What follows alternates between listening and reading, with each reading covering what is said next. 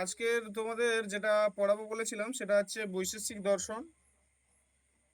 এই বৈশেষিক দর্শনের যে বিষয়বস্তু, সেই বিষয়বস্তু ছোট নয়, অনেকটা বড়। তো এই কারণে আহ, একটু টাইম নিয়ে সেটা করতে হবে, যেই কারণে আমি একটু তাড়াতাড়ি শুরু করছি। যারা জয়েন হচ্ছে হোক, আমি শুরু করে দিচ্ছি। দেখো, বৈশেষিক দর্শন পড়তে গেলে প্রথমেই যেটা তোমাদের জানতে হবে, যে যে বিষয়গুলো আগে তোমাদের জানতে হবে বলে দিই। বৈশেষিক দর্শন অ্যাকচুয়াল ন্যায় দর্শন এবং বৈশেষিক দর্শন তো সমান্তরাল দর্শন আমরা জানি, কিন্তু হলেও এদের মধ্যে একটা ছোট্ট পার্থক্য, যেটা ন্যায় দর্শনে প্রমাণ তত্ত্ব আলোচনাটা হচ্ছে গুরুত্বপূর্ণ বিষয়, এবং বৈশেষিক দর্শন হচ্ছে পদার্থের আলোচনাটা হচ্ছে গুরুত্বপূর্ণ বিষয়। এবার প্রথমেই আমরা জানবো যে এই বৈশেষিক দর্শনের পরিচিতিটা জানবো, বৈশেষিক দর্শনের পরিচিতি। না, আমরা সকলেই জানি যে বৈশেষিক দর্শন হলো আস্তিক দর্শন। না, কেন আস্তিক দর্শন? কারণ এরা বেদের প্রামাণ্যকে স্বীকার করে। হ্যাঁ, এবার একটা একটা কথা তোমাদের মনে রাখতে হবে, ন্যায় বৈশেষিক দর্শন বেদের প্রামাণ্যকে স্বীকার করলেও আহ, এই বেদের প্রামাণ্য স্বীকার বিষয়ে কিন্তু দু ধরনের মতবাদ আছে। কিরকম? না, একদল রয়েছে যারা হচ্ছে সরাসরি বেদের ওপর নির্ভর করে। হুম। আর কিছু জন রয়েছে যারা সরাসরি এরকম নির্ভর করে না, কিন্তু বেদকে প্রামাণ্য হিসেবে স্বীকার করে। যেমন মীমাংসক আর বেদান্ত। হ্যাঁ, এরা সরাসরি বেদের ওপর নির্ভর করে, কিন্তু ন্যায় বৈশেষিক সাংখ্য যোগ এগুলো ওরকম নয়। এবার এই বৈশেষিক দর্শনের যে প্রতিষ্ঠাতা, তিনি হলেন কনাদ। তাকে কিন্তু আলাদা আলাদা নামেও ডাকা যায়, মানে চিনি আমরা। যেমন বৈশেষিক দর্শনকে, এই কনাদকে, হ্যাঁ, ক্ষণভুগ্য বলা হয়, উল্লুক্কু বলা হয়। আবার তাকে কাশ্যপ নামেও আহ, তিনি পরিচিত। এবার এই কণাদের যে গ্রন্থটা থেকে এই তার বৈশেষিক দর্শন সম্পর্কে আমরা জানতে পারি বা জানি, সেটা হচ্ছে বৈশেষিক সূত্র। এবার এই যে বৈশেষিক সূত্র, এই গ্রন্থ থেকে যে বৈশেষিক সম্পর্কে আমরা জানছি, এই যে বৈশেষিক, এই নামটা একটু গুরুত্বপূর্ণ। না, কেন গুরুত্বপূর্ণ? না, বলা হয় নাকি বিশেষ নামক একটা পদার্থ স্বীকার করার কারণে হুম না এই বৈশেষিক নামকরণটা হয়েছে। এবার এই এই এই বিশেষটা কি? না, এই বিশেষটা হচ্ছে না এমন একটা পদার্থ বা এমন একটা বিষয়, যেটা একটা বিষয়বস্তু থেকে আরেকটা বিষয়বস্তুকে পৃথক করতে কাজে লাগে, যেটার মধ্যে একটা স্বাতন্ত্র আহ, বা বৈশিষ্ট্য রয়েছে, যে বৈশিষ্ট্যর কারণে একটা বিষয়কে আরেকটা বিষয় থেকে আলাদা করা হয়। হুম। আর আমরা তো জানি যে ন্যায় দর্শন এবং বৈশেষিক দর্শন দুটো হচ্ছে সমান্তন্ত্র দর্শন, এবং এই কারণে যখনই ন্যায় দর্শন বৈশেষিক দর্শনের নাম আসে, তখন আহ, ন্যায় বৈশেষিক দর্শন বলা হয়। হ্যাঁ, তো এই কারণে এইটা সমান্তন্ত্র দর্শন, কারণ এই দুটো দর্শনের মধ্যে একটা দিক থেকে পার্থক্য তো রয়েছে, কি না, এক দার্শনিক হচ্ছে প্রমাণ তত্ত্বের দিক থেকে তার প্রমাণগুলো নিয়ে আলোচনা করছে, আর একটা দর্শনে আমরা দেখছি তার পদার্থের আলোচনাটা আহ, বিশেষভাবে গুরুত্বপূর্ণ হচ্ছে। বিশেষ করে বৈশেষিক দর্শনে পদার্থের আলোচনাটা গুরুত্বপূর্ণ। সকলে জয়েন হচ্ছে না বলে আমাকে স্ক্রিন শেয়ার করতে পারছি না আমি। স্ক্রিনটা শেয়ার করতে পারছি না, এই কারণে আমাকে আবার জয়েন করাতে আসতে হচ্ছে। সকলে তো একটা নির্দিষ্ট টাইমে জয়েন করছে না, যার কারণে সেখান থেকে যখন আসছি আমাকে স্ক্রিন শেয়ারটা করা যাচ্ছে না। আমি আজকে ভেবেছি যে তোমাদের স্ক্রিনটা শেয়ার করব। আচ্ছা, ঠিক আছে, আমি স্ক্রিনটা শেয়ার করছি, যখন আসবে আমি আবার চলে আসবো। দেখো, বৈশেষিক দর্শনে একদম প্রথমেই দেখো, তোমরা দেখতে পাচ্ছ কিনা আমাকে একটু বলবে, যে বৈশেষিক দর্শনের পরিচয় আমি বলেছি যে বৈশেষিক দর্শন একটা আস্তিক দর্শন সম্প্রদায়, এবং সেই দর্শনের প্রতিষ্ঠাতা হচ্ছে কনাদ, এবং যাকে আলাদা আলাদা নামেও জানা যায়। হ্যাঁ, ক্ষণভুগ বলা হয়, তাকে উল্লুক বলা হয়, তাকে কাশ্যপ বলা হয়, এবং তিনি যে গ্রন্থটা রচনা করেছে, সে গ্রন্থের নাম হচ্ছে কি বৈশেষিক সূত্র। এবং এই বৈশেষিক সূত্র যে গ্রন্থটা রচনা করা হয়েছে, এই দর্শনের নাম যে বৈশেষিক, বলছে এই বিশেষ নামে একটা পদার্থ স্বীকার করার কারণে, হ্যাঁ, একে তো বৈশেষিক বলা হচ্ছে। বলছে এই বিশেষ শব্দটা আর অর্থ হচ্ছে কি স্বাতন্ত্র বা পার্থক্য বা বৈশিষ্ট্য, যেটা কি করে না একটা বিষয়বস্তু থেকে আরেকটা বিষয়বস্তুকে আলাদা করতে, হ্যাঁ, আম, সেটা কাজে লাগে। এবং ন্যায় দর্শনে আমরা দেখছি যে প্রমাণ তত্ত্বের আলোচনাটা বেশি গুরুত্ব পায়, আর বৈশেষিক দর্শনে পদার্থের আলোচনাটা বেশি গুরুত্ব পায়। এবং পরবর্তীকালে আমরা দেখছি যে এই বৈশেষিক দর্শনের যে দর্শন, সেটাকে একত্রে ন্যায় বৈশেষিক দর্শন বলছে, কারণ এটা সমানতন্ত্র দর্শন। এই গেল তার হচ্ছে পরিচয়। এবার দেখো পদার্থের আলোচনা। পদার্থের আলোচনাটা কি? দেখো পদার্থের আলোচনাটা কিন্তু একটু গুরুত্বপূর্ণ। না কেন গুরুত্বপূর্ণ? না দেখো এই পদার্থের আলোচনায়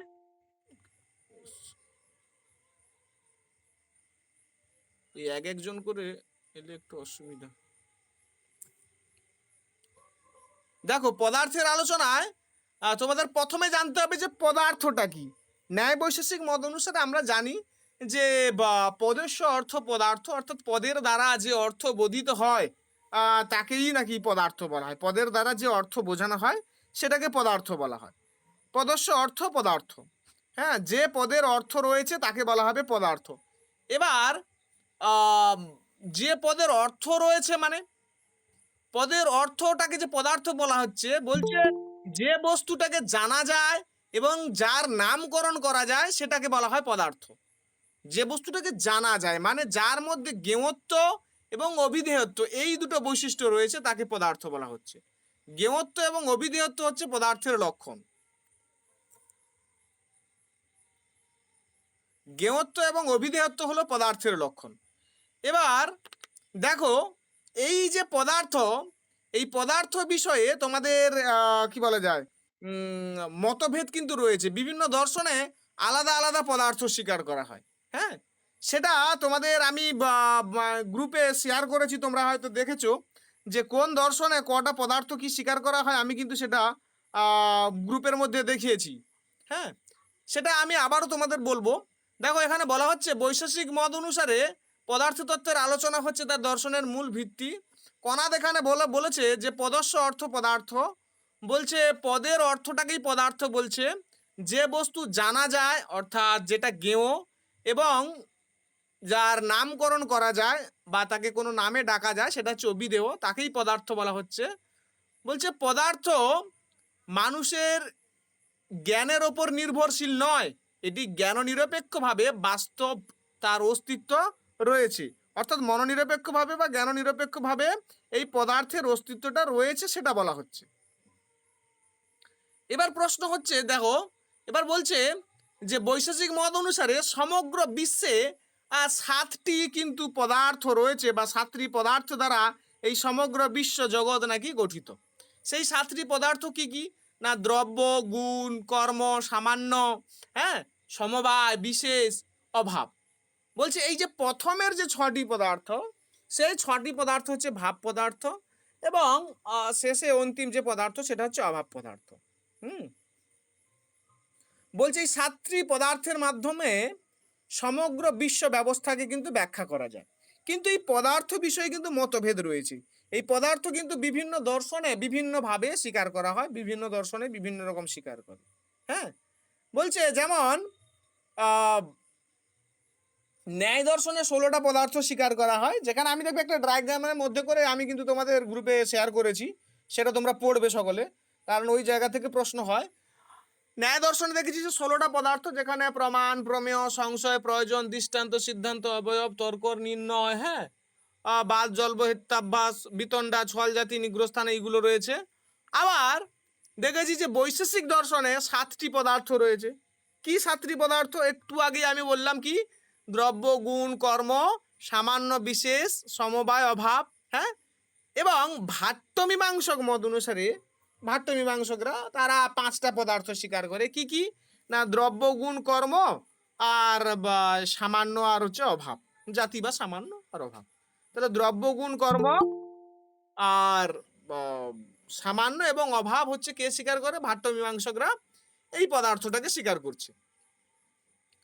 আবার তোমরা দেখবে যে দ্রব্য বিষয়ে আবার প্রভাকর মীমাংসকরা তারা আবার 8টা পদার্থকে স্বীকার করেছে। কি না, দ্রব্য, গুণ, কর্ম, সামান্য, সমবায়, শক্তি, সাদৃশ্য এবং সংখ্যা। তো অর্থাৎ তারা শক্তিকে, সাদৃশ্যকে আলাদা আবার পদার্থ রূপে স্বীকার করছে। হ্যাঁ, এইখানে কিন্তু আমি সেগুলো উল্লেখ করিনি, কারণ যেহেতু আমার বৈশেষিক দর্শনের আলোচনার মেন বিষয়বস্তু, সেক্ষেত্রে আমি এখানে কিন্তু সেই পদার্থের এগুলো আমি বলিনি। এই কারণে আমি আলাদা ডায়াগ্রামে তোমাদের কিন্তু আলাদা করে শেয়ার করেছি, যাতে তোমাদের প্রশ্ন না থাকে এই বিষয়টাতে যে এটা তো জানলাম না দাদা। তো এই কারণে আমি তোমাদের কিন্তু শেয়ার করেছি, নিশ্চয়ই তোমরা সেটা পেয়েছো। এবার বেদান্ত দর্শনে কটা পদার্থ স্বীকার করা হচ্ছে? 5টি পদার্থ স্বীকার করা হচ্ছে। সেখানে দ্রব্য, জাতি, গুণ, ক্রিয়ার অভাবের কথা বলছে, 5টি পদার্থের কথা। কিন্তু এই বিষয়ে একটা জিনিস তোমাদের মনে রাখতে হবে যে নব্য ন্যায় দার্শনিক রঘুনাথ শিরোমণি, হ্যাঁ, তিনি কিন্তু বিশেষ যে পদার্থ, সেই পদার্থটাকে কিন্তু তিনি স্বীকার করেননি। হ্যাঁ, তাহলে আমরা দেখছি যে বিভিন্ন দর্শনে পদার্থগুলো আলাদা আলাদা, এবং সেই পদার্থের ব্যাখ্যা অনুসারে তাদের কি বলা যায়, মানে তাত্ত্বিক প্রয়োজন অনুসারে তারা কি করেছে না, পদার্থগুলোকে আলাদা আলাদাভাবে স্বীকার করেছে এবং নির্মাণ করেছে এবং সেইভাবে তাকে ব্যাখ্যা করছে। হলো? তাহলে আমরা দেখছি যে ন্যায় মতে কটা পদার্থ? 16টা, বৈশেষিক মতে কটা? 7টা, ভাট্ট মতে কটা? 5টা, প্রভাকরদের মতে হচ্ছে কি 8টা, এবং বেদান্তের মতে 5টি। এবং রঘুনাথ শিরোমণি তিনি কিন্তু মনে রাখবে, রঘুনাথ শিরোমণি তিনি কিন্তু দ্রব্য, গুণ, কর্ম, সামান্য, সমবায় এবং কি বলা যায় অভাবকে পদার্থ হিসেবে স্বীকার করেছেন। তিনি কিন্তু বিশেষকে পদার্থ হিসেবে স্বীকার করছেন না। এবার যদি প্রশ্ন হয় যে বিশেষকে পদার্থ হিসেবে কে স্বীকার করে না, যদি কেউ পড়ে থাকে উত্তর দিতে পারবে, আর না পড়ে থাকলে উত্তর দিতে পারবে না। এবার দেখো, এবার আলোচনায় আসি যে দ্রব্যের আলোচনা। দ্রব্য, এবার দ্রব্যটা কি? দেখো, বৈশেষিক মত অনুসারে আমরা জানি যে দ্রব্যের আলোচনায় বা দ্রব্যের সংজ্ঞা প্রসঙ্গে বলা হচ্ছে যে ক্রিয়া গুণবৎ সমবায়ী কারণম ইতি দ্রব্য লক্ষণম। ক্রিয়া গুণবৎ, হ্যাঁ, সমবায়ী কারণম ইতি দ্রব্য লক্ষণম। অর্থাৎ দ্রব্য কি না, দ্রব্য হচ্ছে তাই যা গুণ এবং ক্রিয়ার, হ্যাঁ, যা হচ্ছে গুণ এবং ক্রিয়ার আশ্রয়, এবং গুণ এবং ক্রিয়া কিভাবে আশ্রয় করে থাকে না, সমবায় রূপে সেটা আশ্রয় করে থাকে। দেখছি তাহলে বৈশেষিক দর্শনে দ্রব্যের আলোচনাটা হচ্ছে কি সব থেকে বেশি গুরুত্বপূর্ণ, দ্রব্যের আলোচনাটা। এবং দেখছি যে এই দ্রব্য হচ্ছে কি না গুণ এবং কর্ম উভয়ের আশ্রয়, এবং গুণ ও কর্মটা তাহলে কার উপর নির্ভর করছে না, দ্রব্যের উপর নির্ভর করছে। কনাদ হচ্ছে দ্রব্যের সংজ্ঞা দিতে গিয়ে বলছেন কি ক্রিয়া গুণবোধ সমবায়ী কারণম ইতি দ্রব্য লক্ষণম, অর্থাৎ যা গুণ এবং কর্মের আশ্রয় এবং সমবায়ী কারণ, সেটাই হচ্ছে দ্রব্য। তাহলে গুণ ও কর্ম দ্রব্যের সমবায় সম্বন্ধে অবস্থান করে। বলছে দ্রব্য ছাড়া গুণ এবং কর্মের অস্তিত্ব সম্ভব নয়। বৈশেষিক মত অনুসারে এই যে দ্রব্য, এই দ্রব্যের উৎপত্তির প্রথম মুহূর্তেই, হ্যাঁ, নির্গুণ এবং সেটা কিন্তু নিষ্ক্রিয় থাকে। দ্রব্য হচ্ছে উৎপত্তির একদম প্রথম মুহূর্তে সেটা কিরকম থাকে না, নির্গুণ এবং নিষ্ক্রিয় থাকে, এবং পরে তাতে কি হয় না, গুণ এবং কর্মের আবির্ভাব ঘটে। এইবার এই দ্রব্যের প্রকারভেদ সম্পর্কে দেখবে যে বৈশেষিক দর্শনে বলা হয়েছে যে দ্রব্য হচ্ছে ক প্রকার না, 9 প্রকার। কি কি না, পৃথিবী, জল, তেজ, আগুন, বায়ু, হ্যাঁ, আকাশ, কাল, দিক, আত্মার মন, যেটাকে এই ক্ষিতি, অপ, তেজ, মরুদ, হ্যাঁ, তারপরে বোম, দিক, কাল, মন, আত্মা বলা হয়। কিন্তু বিশেষ করে এই ক্ষিতি, অপ, তেজ, মরুদ, বোম, দিক, কাল, মন, আত্মা এইভাবে কিন্তু বৈশেষিক দর্শনে বলা হয়নি। বৈশেষিক দর্শনে যেটা বলা হয়েছে, মানে বিশেষ করে প্রশস্তবাদ ভাষ্যে, সেখানে কিন্তু দেখছি যে পৃথিবী, জল, হ্যাঁ, অগ্নি, বায়ু, আকাশ, কাল, দিক, আত্মা, মন, এইভাবে নামের উল্লেখ রয়েছে। তাহলে দেখছি যে এই কটা দ্রব্য বৈশেষিক মত অনুসারে 9টা দ্রব্য।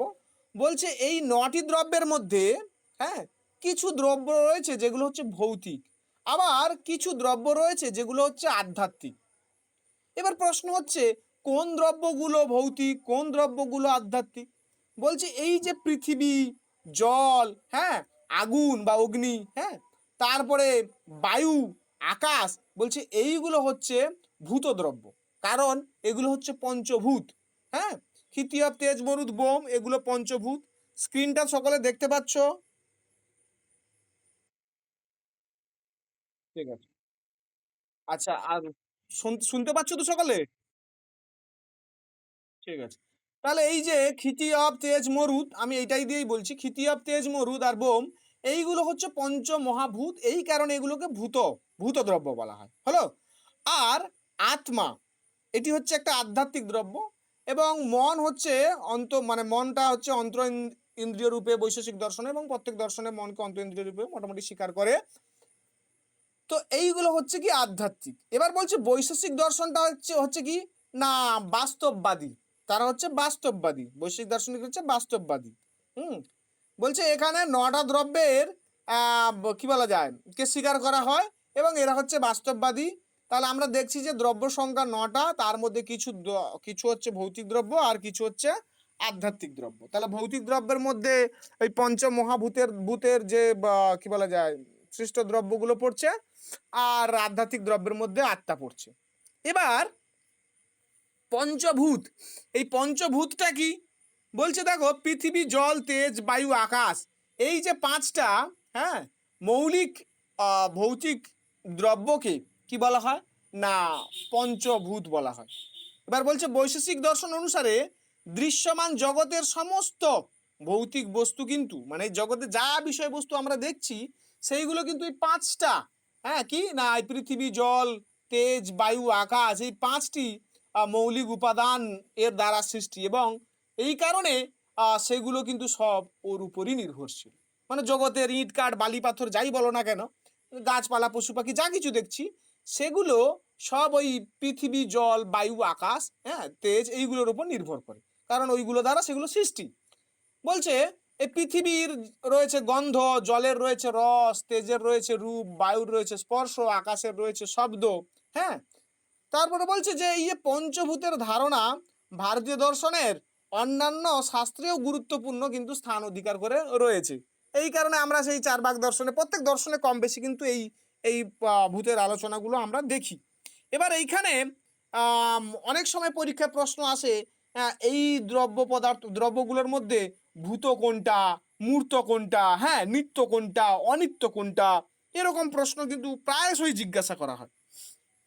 তো বিষয়গুলো আস্তে আস্তে করে আমি এগোবো, তোমরা আস্তে আস্তে করে বোঝার চেষ্টা করবে। একদম আলাদা আলাদা করে পয়েন্ট করে করে আমি কিন্তু বিষয়গুলো বলেছি, যাতে কোনোভাবে তোমাদের কোনো ধরনের কনফিউশন না হয় নোটস পড়তে গিয়ে। তারপরে বলছি মূর্ত দ্রব্য। দেখো বৈশেষিক মত অনুসারে খিতিয়াব, তেজ, মরুদ, এইখানে খিতিয়াব, তেজ, মরুদ বলতে কিন্তু এই ভূত পদার্থগুলোকে বলছে, যেটাকে আমি আগে পৃথিবী, জল, অগ্নি আর বায়ু বলেছি। তাহলে খিতিয়াব, তেজ, মরুদ এবং মন, এই পাঁচটি হচ্ছে মূর্ত দ্রব্য। দেখো এখানে কিন্তু আমি আকাশকে বা বোমকে, সেটা কিন্তু ভূত দ্রব্য, আকাশ কিন্তু ভূত দ্রব্য, কিন্তু আকাশকে আমি মূর্ত বলছি না। কেন না আকাশকে দেখা যায় না। তাহলে দেখো বৈশেষিক মত অনুসারে পৃথিবী, জল, তেজ, তারপরে কি বায়ু এবং মন, এই পাঁচটা হচ্ছে মূর্ত দ্রব্য। এবার মূর্ত দ্রব্য বলতে এমন দ্রব্যকে বোঝায় যার কিনা কি রয়েছে না পরিমাণ রয়েছে, যাকে তুমি দেখতে পারবি, এবং যা সীমাবদ্ধ অবস্থায় বিদ্যমান। বুঝতে পারছি? আর আকাশ যদিও পঞ্চভূতের মধ্যে অন্তর্গত, সেটা তবুও সেটা মূর্ত দ্রব্য নয়, কারণ এর কোনো নির্দিষ্ট পরিমাণ নেই, মানে আকাশের কোনো পরিমাণ নেই, আকাশের কোনো পরিমাণ নেই। তো এই কারণে সেটা কিন্তু মূর্ত দ্রব্য নয়। আর মূর্ত দ্রব্য হতে গেলে তার প্রথম কন্ডিশন হচ্ছে কি, তাকে কি হতে হবে না তার পরিমাণ থাকতে হবে। যেহেতু বা কি বলা যায় আকাশের কোনো পরিমাণ নেই, সেহেতু হচ্ছে কি সেটা মূর্ত দ্রব্য নয়। কেন না আকাশ হচ্ছে সর্বব্যাপী। আর অন্যদিকে মন মূর্ত দ্রব্য হলেও, মন কিন্তু মূর্ত দ্রব্য, বোঝার চেষ্টা করবে, মন কিন্তু মূর্ত দ্রব্য, মানে মনকে দেখা যায়, হ্যাঁ, মনের পরিমাণ রয়েছে, মন কি পরিমাণ না মন অনুপরিমাণ। হলো? তাহলে মনের পরিমাণ রয়েছে। বলছে মনের পরিমাণ থাকলেও মন কিন্তু সেটা মূর্ত দ্রব্য নয়, সরি, মন কি বলা যায় মূর্ত দ্রব্য হলেও সেটা কিন্তু ভূত দ্রব্য নয়। ভূত দ্রব্য নয় মানে ভূত দ্রব্য থেকে সেটা সৃষ্ট নয়, হ্যাঁ, মানে খিতিয়াব, তেজ, মরুদ এইগুলো থেকে সেটা সৃষ্ট নয়। বলছে এই গেল হচ্ছে মূর্ত দ্রব্য। এবার তার মধ্যে তোমাকে আস্তে আস্তে করে জানতে হবে এই মূর্ত দ্রব্যের মধ্যে আমি যে বললাম পৃথিবী মানে ক্ষিতি, অপ, তেজ, মরুদ, মন, এইগুলো যে বলেছি, এবার এইগুলো আস্তে আস্তে একটা একটা করে পয়েন্ট অনুসারে কিন্তু তোমাদের আমি আস্তে আস্তে বলে যাব। হ্যাঁ, এইগুলোই হচ্ছে কিন্তু এই বৈশেষিক দর্শনের মেন আলোচনার বিষয়বস্তু। তাহলে প্রথমে রয়েছে কি না ক্ষিতি বা পৃথিবী। প্রথমে রয়েছে ক্ষিতি বা পৃথিবী। দেখো বলছে বৈশেষিক দর্শনে ক্ষিতি বা পৃথিবী একটা গুরুত্বপূর্ণ হচ্ছে একটা কি ভৌতিক দ্রব্য, ভৌত দ্রব্য। পৃথিবীর বিশেষ গুণ কি না গন্ধ। যেগুলো এখান থেকে প্রশ্ন পড়বে আমি সেই জায়গাগুলো এখানে শুধু ইনক্লুড করেছি। না পৃথিবীর যে গুণ সেটা হচ্ছে গন্ধ, অর্থাৎ গন্ধের প্রত্যক্ষ উপলব্ধি পৃথিবীর হচ্ছে কি পৃথিবী দ্রব্যের কি বলা যায় মাধ্যমেই কিন্তু সম্ভব হয়। হ্যাঁ, এই যে গন্ধের অনুভবটা হয় সেটা হচ্ছে কি না পৃথিবী দ্রব্যের মাধ্যমেই সেটা হচ্ছে সম্ভব হয়। বৈশেষিক মত অনুসারে পৃথিবীতে মোট 14টি গুণ বিদ্যমান। হ্যাঁ, পৃথিবী আবার দু রকমের হয়, একটা নিত্য পৃথিবী আর একটা অনিত্য পৃথিবী। বলছে পরমাণু রূপ যে পৃথিবী সেটা নিত্য, আর কারণ রূপ যে পৃথিবী সেটা হচ্ছে অনিত্য, অর্থাৎ সেটা কি বলা যায় নষ্ট হয়। হ্যাঁ, তার উৎপত্তি বিনাশ রয়েছে। তাহলে আমরা দেখছি পরমাণু রূপ যে পৃথিবী সেটা নিত্য, কারণ সেটার ধ্বংস হয় না, সেটার উৎপত্তি বিনাশ হয় না। হ্যাঁ, কিন্তু মাটি, পাথর, পর্বত, বৃক্ষ ইত্যাদি যৌগিক যে পৃথিবী, অর্থাৎ পরমাণু সংযোগে যে পৃথিবী সৃষ্টি হয় সেটা হচ্ছে কি না অনিত্য, কারণ এগুলোর উৎপত্তি হয় এবং ধ্বংস হয়। তাহলে পৃথিবী রূপ, রস, গন্ধ, স্পর্শ এই 4টি বিশেষ গুণের হ্যাঁ আধার হওয়ায় হ্যাঁ অন্যান্য ভৌত দ্রব্যের তুলনায় এটা হচ্ছে কি অধিক গুণ সম্পন্ন। তাহলে আমরা পৃথিবীর মধ্যে কি জানলাম না পৃথিবী কি না তত্র গন্ধবতী পৃথিবী, অর্থাৎ যেটা নাকি গন্ধযুক্ত, হ্যাঁ গন্ধ যার বিশেষ গুণ সেটাকে বলা হয় পৃথিবী বা ক্ষিতি। আর এই পৃথিবীর মধ্যে কি না দেখছি 14টা গুণ বিদ্যমান। পৃথিবী হচ্ছে যেমন নিত্য হতে পারে তেমন অনিত্য হতে পারে। নিত্য কোন দিক থেকে না পরমাণুর দিক থেকে পৃথিবী নিত্য, এবং পরমাণুর দিক থেকে পৃথিবীর না উৎপত্তি রয়েছে না বিনাশ রয়েছে।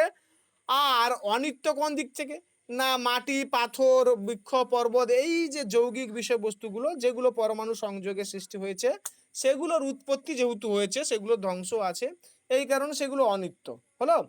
বলছে এই পৃথিবীর মধ্যে রূপ, রস, গন্ধ, স্পর্শ এই 4টা বিশেষ গুণ হ্যাঁ কিন্তু আধার রূপে এই পৃথিবীর মধ্যে বর্তমান। এরপরে তোমাকে জানতে হবে কি না অফ বা জল। অফ বা জল কি না অফ বা জল বলতে কি সেটা বৈশ্বিক দর্শনে বলা হচ্ছে না যেটা হচ্ছে শীতস্পর্শ সেটাকে নাকি জল বলছে বা অফ বলছে। তাহলে বৈশেষিক দর্শনে দেখছি যে জলের বিশেষ গুণ হলো কি না রস, আর জলের লক্ষণটা কি না যেটা হচ্ছে শীতস্পর্শ। যেটা শীতস্পর্শ সেটাকে জল বলছে, অর্থাৎ যে দ্রব্যর মধ্যে শীতল স্পর্শ অনুভূত হয় তাকে জল বলা হয়। তাহলে আমরা দেখছি যে নদী, সমুদ্র, সমুদ্র, তারপরে বৃষ্টি, শিশির এই যে প্রভৃতি হ্যাঁ জলের আবার কি বলা যায় এগুলো হচ্ছে সব অনিত্য রূপ। তাহলে পৃথিবীর মতো জলেরও দুটো রূপ রয়েছে, একটা নিত্য রূপ একটা অনিত্য রূপ।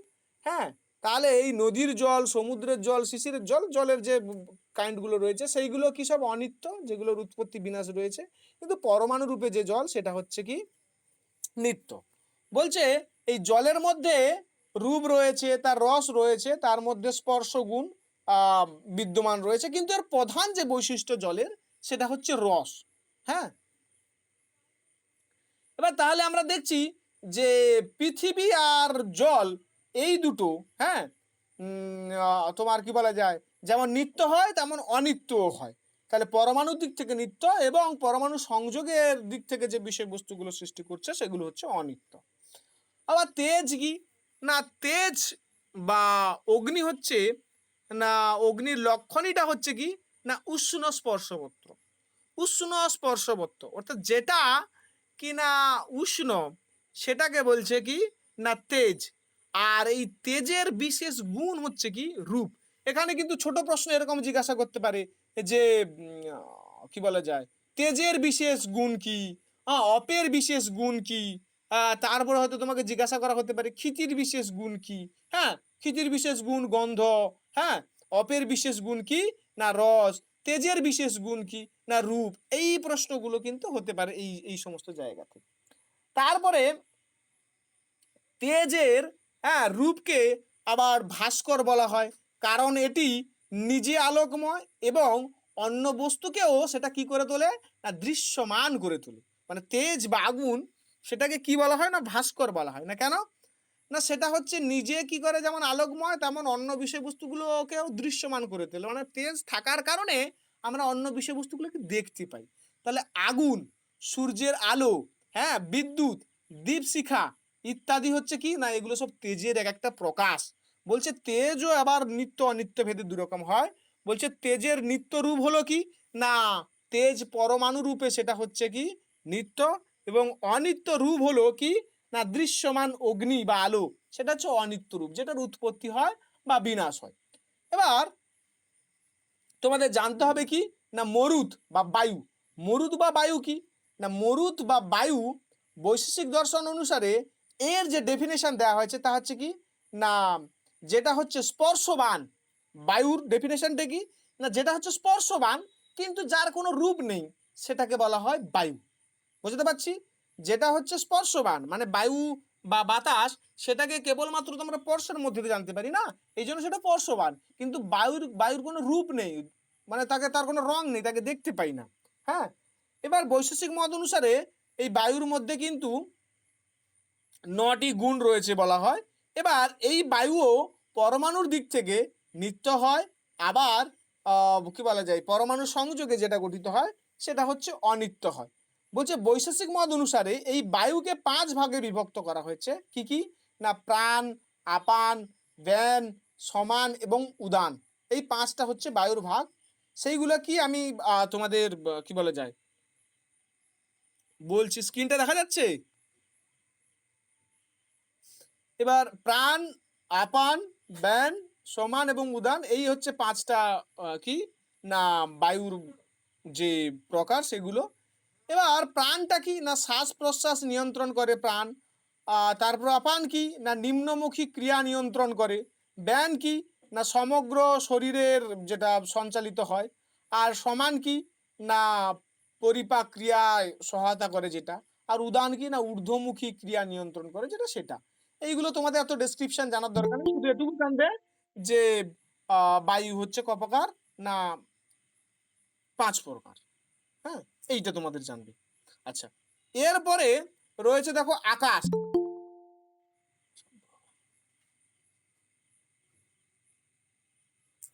এরপরে দেখো রয়েছে কি না আকাশ।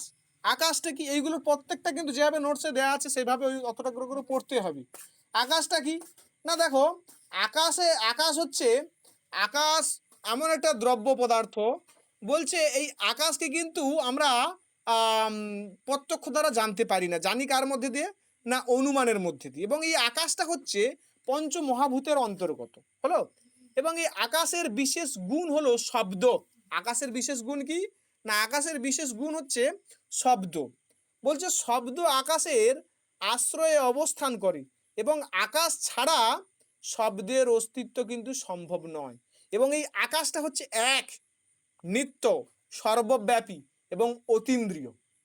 বলছে এই আকাশকে প্রত্যক্ষভাবে কিন্তু অনুভব করা যায় না, বরং শব্দের মাধ্যমে এই আকাশটাকে আমরা অনুমান করি। বলছে আকাশের কোনো রূপ, রস, গন্ধ, স্পর্শ এইগুলো কিন্তু নেই, শুধুমাত্র শব্দের এর হচ্ছে বিশেষ গুণ। হ্যাঁ, তাহলে এই আকাশের মধ্যে কিন্তু কোনো পরমাণু থাকে না। বলছে আকাশ কোনো পরমাণু বিশিষ্ট নয়, বরং এটি হচ্ছে কি না সর্বত্র সমানভাবে বিরাজমান, মানে সর্বব্যাপী। আকাশটা হচ্ছে কি না আকাশ হচ্ছে এক, নিত্য, সর্বব্যাপী, এটা অতীন্দ্রিয়। হ্যাঁ, আকাশের বিশেষ গুণ হচ্ছে শব্দ। হ্যাঁ, শব্দের মধ্যে দিয়ে কি না আমরা আকাশকে অনুমান করি, আকাশকে প্রত্যক্ষ দ্বারা জানা যায় না।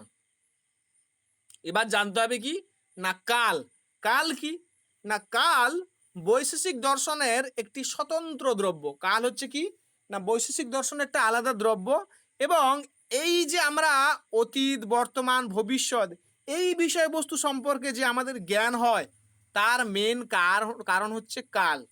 হ্যাঁ, মানে কি বলা যায়, এই যে কালাদি যে ব্যবহার আমরা করি অতীত বর্তমান ভবিষ্যৎ, তার মেন কারণ হচ্ছে কাল। বলছে কাল না থাকলে কোনো ঘটনার পূর্বাপর সম্পর্ক বা পরিবর্তন বোঝা কোনোদিন সম্ভব হতো না। বৈশেষিক দার্শনিকদের মত অনুসারে এই কাল হচ্ছে এক নিত্য, সর্বব্যাপী, এবং এই কাল কোনো মানসিক কল্পনা নয়, বরং এই কালটা হচ্ছে একটা বাস্তব সত্তা। বলছে সকল পরিবর্তন, উৎপত্তি, স্থিতি, বিনাশ সব কিছু কিন্তু এই কালকে আশ্রয় করে হয়ে থাকে। হ্যাঁ, এই কারণে কাল কিন্তু একটা গুরুত্বপূর্ণ দ্রব্য পদার্থ। এবার কালের পরে রয়েছে কি না দিক। দিকটা কি না প্রাচ্যাদি ব্যবহার হেতু দিক।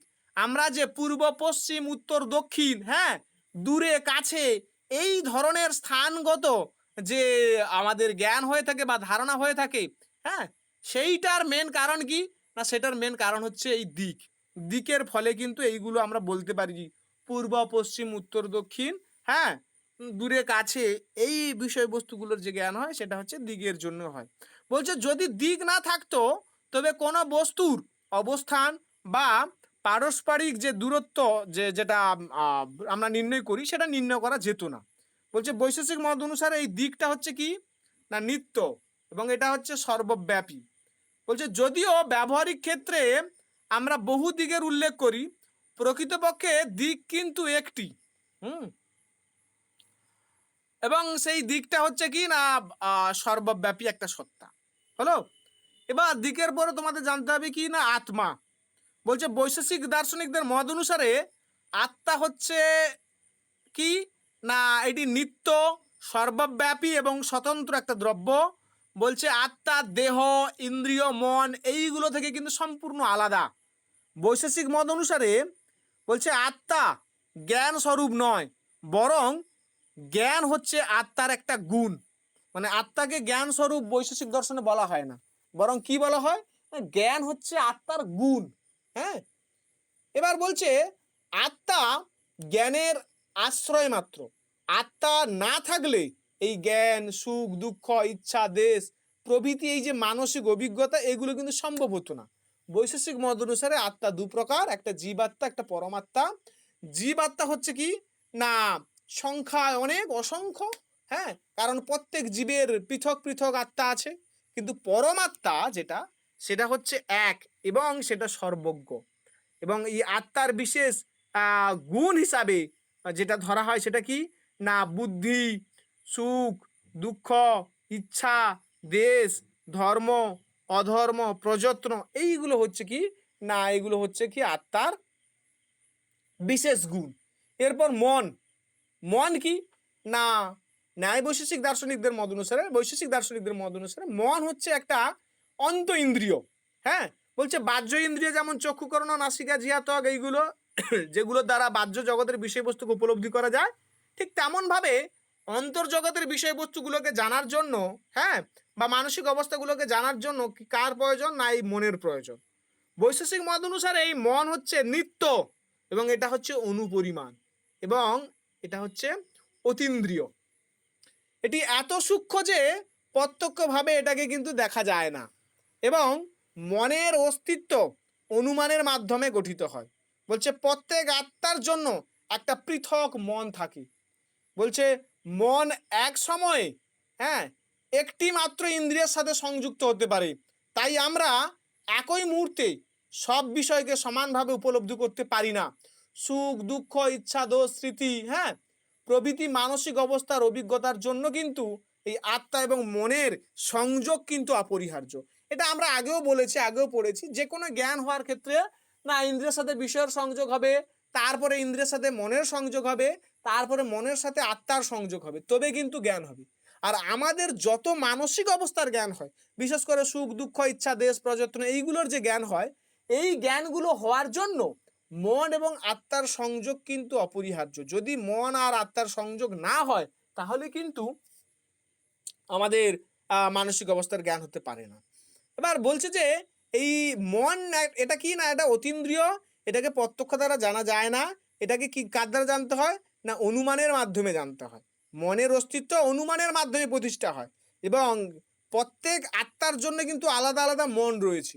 হ্যাঁ, এবং মন একটা সময়ে কেবলমাত্র একটা ইন্দ্রিয়ের সঙ্গে সংযুক্ত হতে পারে। যেমন ধরো আমাদের 5টা ইন্দ্রিয়, তাই না? চক্ষু, কর্ণ, নাসিকা, জিহ্বা, ত্বক। তাহলে এই যে 5টা ইন্দ্রিয়, 5টা ইন্দ্রিয়ের সঙ্গে মন কিন্তু একই সময়ে, হ্যাঁ, সংযুক্ত হতে পারে না। যখন মন চক্ষু ইন্দ্রিয়ের সাথে সংযুক্ত হয় তখন কিন্তু অন্যান্য ইন্দ্রিয়ের সাথে হয় না। কর্ণ, নাসিকা, জিহ্বা, ত্বক এইগুলোর দ্বারা হয় না। আবার যখন সেটা কর্ণের সঙ্গে মন সংযুক্ত হয় তখন কিন্তু চোখ, হ্যাঁ, নাসিকা এইগুলোর সাথে সংযুক্ত হয় না। এর দ্বারা কিন্তু এটা বোঝানো হচ্ছে। কি বলছে না, মন এক সময়ে একটি মাত্র ইন্দ্রিয়ের সঙ্গে সংযুক্ত হতে পারে। তাই আমরা একই মুহূর্তে সব বিষয়কে সমানভাবে উপলব্ধি করতে পারি না। হলো?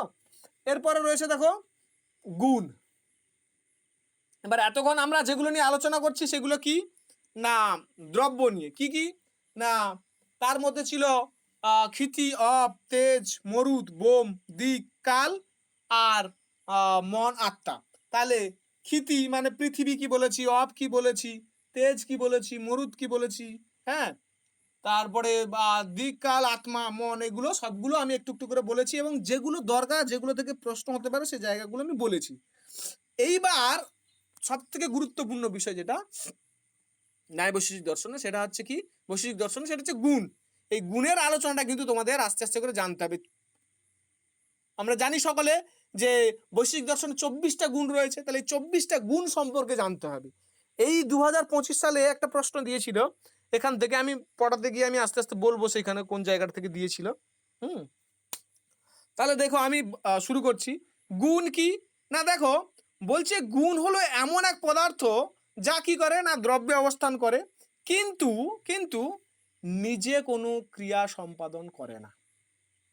হ্যাঁ, বলছে গুণের স্বাধীন অস্তিত্ব নেই, বরং কি না এটা দ্রব্যে আশ্রিত। বৈশেষিক মত অনুসারে গুণ দ্রব্যের কি না বৈশিষ্ট্য প্রকাশ করে।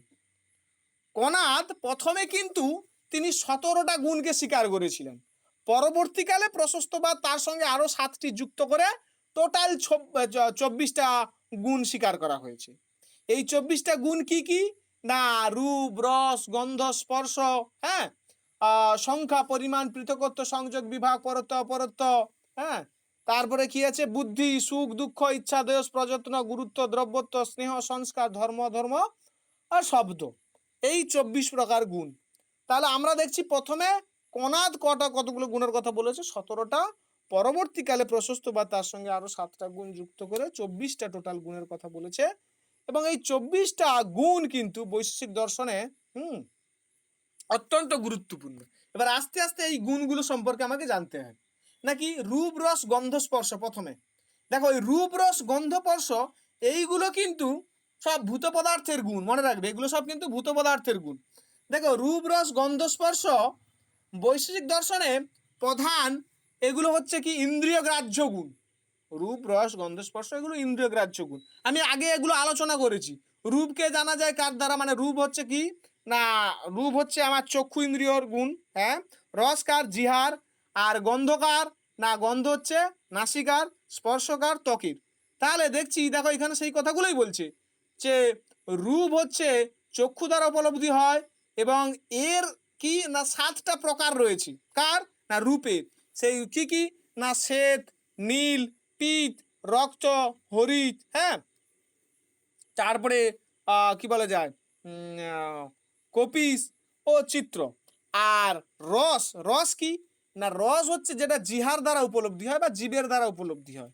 এর আবার কটা গুণ রয়েছে না 6টা, মানে সরি এর আবার 6টা প্রকার রয়েছে। কি কি না মধুর রস, অম্ল রস, লবণ রস, কটু রস, তিক্ত রস আর কষায় রস, মানে এইগুলোর ভাগ আর কি। আবার গন্ধ, গন্ধটা কি না যেটা নাসিকার দ্বারা উপলব্ধ হয় সেটা গন্ধ। বলছে এই গন্ধ মানে এটার আবার 2 প্রকার, একটা সুরভি আর একটা অসুরভি, একটা ভালো গন্ধ একটা খারাপ গন্ধ। বলছে ত্বক ইন্দ্রিয়, বলছে স্পর্শ ত্বকের দ্বারা অনুভূত হয় এবং এইটা আবার 3 প্রকার। কি না শীত, উষ্ণ এবং হচ্ছে অনুষ্ণাশীত। হ্যাঁ, বলছে এই তিনটা হচ্ছে কি ত্বক ইন্দ্রিয়ের কি বলা যায় দ্বারা আমরা স্পর্শকে জানছি। এই স্পর্শ হচ্ছে 3 প্রকার। তাহলে এই 4টা গুণের মাধ্যমে আমরা কি না বাহ্য জগতের যে বিষয়বস্তু সেই বিষয়বস্তু সম্পর্কে কিন্তু আমরা জ্ঞান লাভ করি।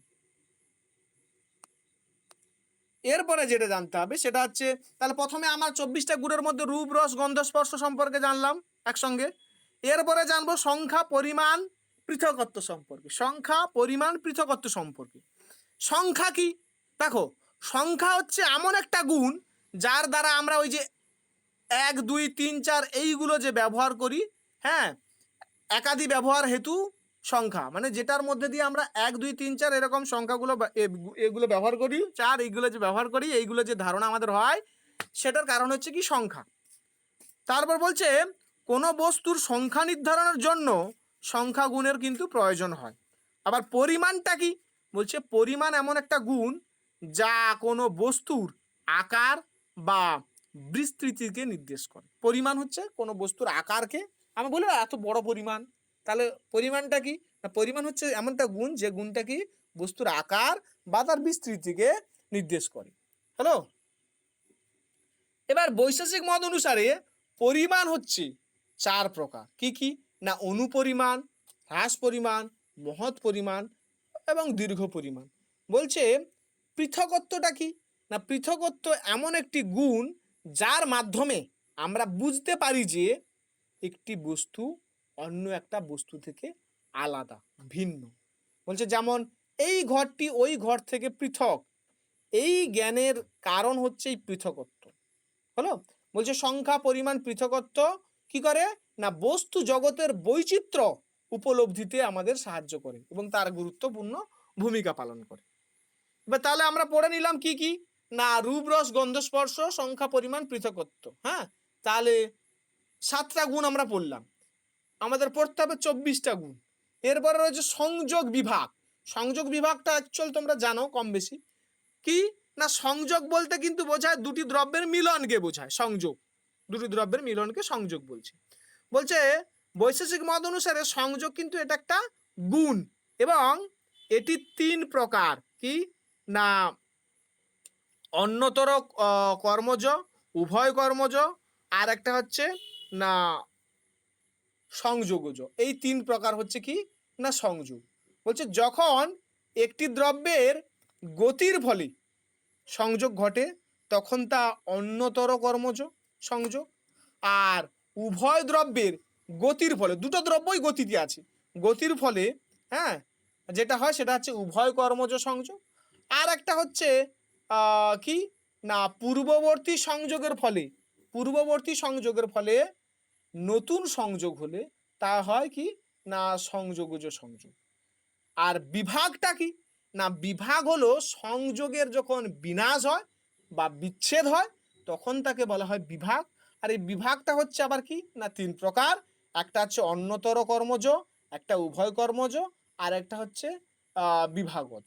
হ্যাঁ, ও যে সংযোগ ও বিভাগ জগতের কি করে সমস্ত যে সমূহের যে সম্পর্ক তার পরিবর্তন ব্যাখ্যা করতে এটা সাহায্য করে। তাহলে সংযোগ বিভাগটা কি? সংযোগ মানে একটা দ্রব্যের সঙ্গে একটা দ্রব্যের মিলনকে বোঝায়। আর এই সংযোগ হচ্ছে 3 প্রকার। আর বিভাগ কি না বিভাগ হচ্ছে সংযোগ নাশ বিভাগ, অর্থাৎ সংযোগ যখন নাশ হয় বা সংযোগ যখন নষ্ট হয় তখন তাকে বলা হচ্ছে বিভাগ বা বিচ্ছেদ। এরপরে যে গুণ রয়েছে সেটা হচ্ছে পরত্ব অপরত্ব, বুদ্ধি, সুখ ও দুঃখ। সবগুলো কিন্তু এক এক লাইন করে জানতে হবে। পরত্ব কি না পরত্ব হচ্ছে এমন একটা গুণ যার মাধ্যমে দূরত্ব বা জ্যেষ্ঠত্বের ধারণা জন্মায়, মানে একটা বস্তু কাছে বা একটা বস্তু দূরে এই বোধ জন্মায়, এর জ্ঞানের যে কারণ সেটা হচ্ছে পরত্ব। আচ্ছা অপরত্ব কি না অপরত্বের মাধ্যমে কি না কি বলা যায় নিকটস্থ মানে কাছে এবং কনিষ্ঠ মানে ছোট। আগেরটা দেখলাম যেটা বোঝাবে কি মানে দূরত্বকে বোঝাবে আর বড় বিষয়কে বোঝাবে সেটা পরত্ব। আর অপরত্বটা কি না যেটা কিনা ছোট বিষয়কে বোঝাবে এবং যেটা কাছের বিষয়বস্তুকে বোঝাবে সেটা হচ্ছে অপরত্ব। এবার বুদ্ধি কি না বুদ্ধি হচ্ছে আত্মার একটা বিশেষ গুণ, হ্যাঁ, যার মাধ্যমে কি হয় না আমাদের জ্ঞান লাভ হয়। বুদ্ধি কি এটা নিয়ে বিশেষ বলার দরকার নেই, কারণ ন্যায় দর্শন পড়তে গিয়ে আমরা বুদ্ধি পড়ি না, জ্ঞান বুদ্ধি উপলব্ধি সব একই কথা। হ্যাঁ, তাহলে ওইটা বলতে গিয়ে আবার সে যথার্থ অনুভব অযথার্থ অনুভব এই গল্পগুলো আসবে। তাহলে বৈশেষিক দর্শন মত অনুসারে এই জ্ঞান দু প্রকার, একটা স্মৃতি একটা অনুভব। হ্যাঁ, অনুভবটা কি? অনুভব হচ্ছে বর্তমান অভিজ্ঞতার জ্ঞান, আর স্মৃতি হচ্ছে পূর্ব অভিজ্ঞতার পুনরুদ্রেক। হ্যাঁ, জ্ঞান সেটা মানে সংস্কার মাত্র জন্য জ্ঞানং স্মৃতি। আর সুখ কি না, সুখ হলো অনুকূল অনুভূতি এবং দুঃখ হলো প্রতিকূল অনুভূতি। হ্যাঁ, দুঃখ আমরা কেউ নিতে চাই না, এই কারণে সেটা প্রতিকূল, আর সুখ আমরা সকলে নিতে চাই, এই জন্য সেটা অনুকূল। তাহলে সুখ এবং দুঃখ উভয় হচ্ছে কি না আত্মার এবং জীবন অভিজ্ঞতার সঙ্গে কি ঘনিষ্ঠভাবে সম্পর্কযুক্ত। এইগুলো কি করে না মানুষের আচরণ, ইচ্ছা এবং কর্মকে প্রভাবিত করে। এরপরে যে গুণ রয়েছে সেটা হচ্ছে কি না ইচ্ছা, দেশ আর প্রযত্ন। ইচ্ছা কি না, ইচ্ছা হলো কোনো অপ্রাপ্ত বা কাম্য বস্তুকে লাভ করার আকাঙ্ক্ষা। ইচ্ছাটা কি একটা বিষয়বস্তুকে লাভ করার আকাঙ্ক্ষা। কোন বিষয়বস্তুটা? কাম্য বস্তু, যেটা তুমি কামনা করছো, যেটা তুমি পেতে চাইছো। মানুষ যখন কোনো বস্তু বা অবস্থা লাভ করতে চায় তখন তার মধ্যে ইচ্ছার উদ্ভব হয়। আর দেশটা কি না, দেশ হলো বিরাগ, অপছন্দ, এবং এটা হচ্ছে একটা ক্রোধজনিত মানসিক অবস্থা, যা কোনো অপ্রিয় বা দুঃখদায়ক বস্তুর প্রতি মানুষের যেটা জন্মায় সেটা হচ্ছে দেশ। বলছে ইচ্ছা ও দেশ উভয় হচ্ছে মানুষের আচরণ এবং কর্মকে প্রভাবিত করে। এবার প্রযত্নটা কি না, প্রযত্ন বলতে উদ্দেশ্যপূর্ণ প্রচেষ্টাকে বা চেষ্টাকে বোঝায়। উদ্দেশ্যপূর্ণ প্রচেষ্টাকে মানে যে ক্ষেত্রে তোমার উদ্দেশ্য থাকবে, শুধু উদ্দেশ্য থাকলে হবে না, সেই উদ্দেশ্যটাকে পূরণ করার জন্য তুমি প্রচেষ্টাও করবে বা চেষ্টাও করবে, সেটাকেই প্রযত্ন বলে। বৈশেষিক মত অনুসারে এই যে প্রযত্ন তিন প্রকার, একটা হচ্ছে প্রবৃত্তি, নিবৃত্তি, আর একটা হচ্ছে জীবনজনী। প্রবৃত্তি কি না, প্রবৃত্তি হলো কোনো কাজ সম্পাদনের প্রচেষ্টা। নিবৃত্তি কি, নিবৃত্তি হলো কোনো কাজ থেকে বিরত থাকার চেষ্টা। এবং জীবনজনী হলো জীবন ধারণের জন্য স্বাভাবিক প্রচেষ্টা। তাহলে এই ইচ্ছা, দেশ, প্রযত্ন, হ্যাঁ, এগুলো একত্রে কি করে না মানুষের কর্মপ্রবণতার ভিত্তি গঠন করে। মানুষ যে কর্ম করে তার যে কর্ম করার যে প্রবণতা সেটার ভিত গঠন করে। তাহলে এই গেল কি না ইচ্ছা, দোষ, প্রযত্ন। এরপরে রয়েছে কি না গুরুত্ব, দ্রব্যত্ব, স্নেহ, সংস্কার। এইগুলো বিষয়টা কিন্তু বড়, কিন্তু নোটগুলো তোমাদের পড়তে হবে, কারণ ছোট প্রশ্ন এইগুলোর ভেতর থেকেই হবে। গুরুত্ব, দ্রব্যত্ব, স্নেহ, সংস্কার এক এক লাইন করে বলেছি, যতটা ছোট বলা যায়। গুরুত্ব কি না, গুরুত্ব হচ্ছে এমন একটি গুণ যার কারণে কোনো বস্তু নিচের দিকে পতিত হয়। তাহলে যে বস্তু উপর থেকে নিচের দিকে পড়ে যে গুণের জন্য, সেটা কি গুরুত্ব। বলছে পৃথিবীতে বস্তু পড়ে যাওয়ার কারণ হিসাবে বৈশেষিকরা গুরুত্বকে গ্রহণ করেছে।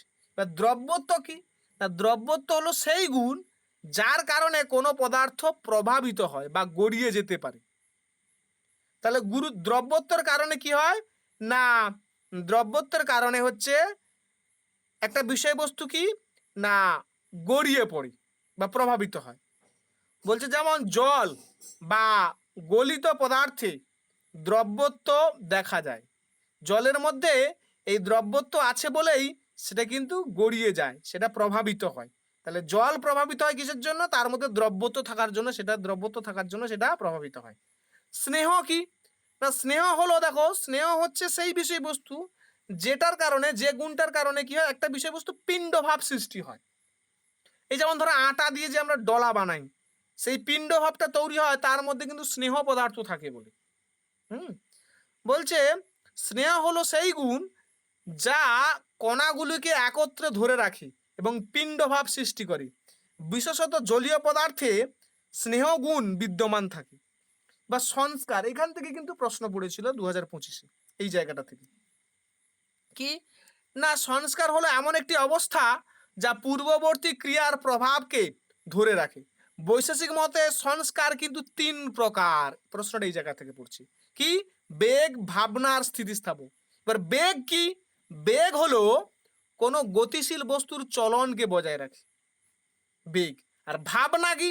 এই জায়গাটা থেকে প্রশ্ন হয়েছিল। ভাবনা কি? না স্মৃতির সহায়ক, সেটা হচ্ছে ভাবনা, ভাবনাক্ষ সংস্কার। হ্যাঁ, তাহলে যে স্মৃতির ক্ষেত্রে এখানে সংস্কারের কোনটা কাজে লাগে? হ্যাঁ, মনে। তো সেটা অনেকে বেগ করে এসছে, অনেকে স্থিতিস্থাপক করে এসছে, কিন্তু সঠিক উত্তর ছিল সেটা ভাবনা। তাহলে ভাবনা হচ্ছে স্মৃতির সহায়ক। এবং স্থিতিস্থাপকটা কি?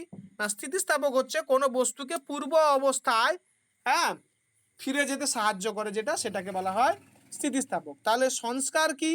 না সংস্কার হলো এমন একটি অবস্থা যা পূর্ববর্তী ক্রিয়ার প্রভাবকে ধরে রাখে। সংস্কার 3 প্রকার: বেগ, ভাবনা, স্থিতিস্থাপক।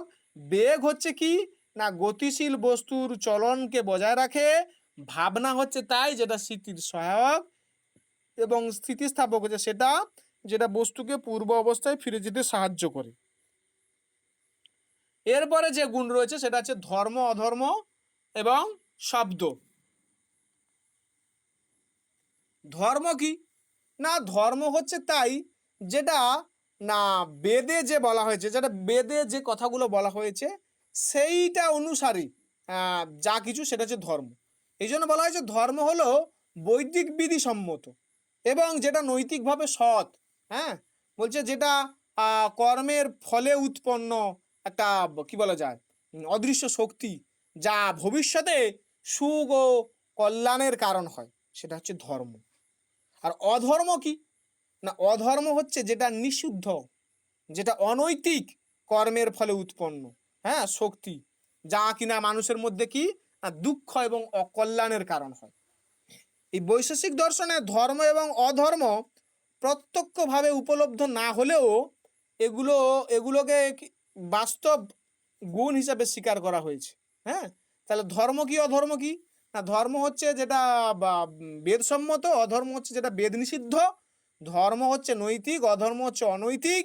হ্যাঁ, এবং ধর্ম হচ্ছে সুখ এবং কল্যাণের কারণ, আর অধর্ম হচ্ছে কি দুঃখ এবং অকল্যাণের কারণ। শব্দ কি?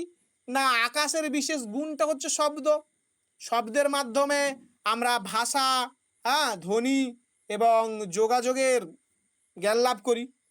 বৈশেষিক মত অনুসারে শব্দ 2 প্রকার, একটা বর্ণাত্মক আর একটা হচ্ছে ধনাত্মক শব্দ।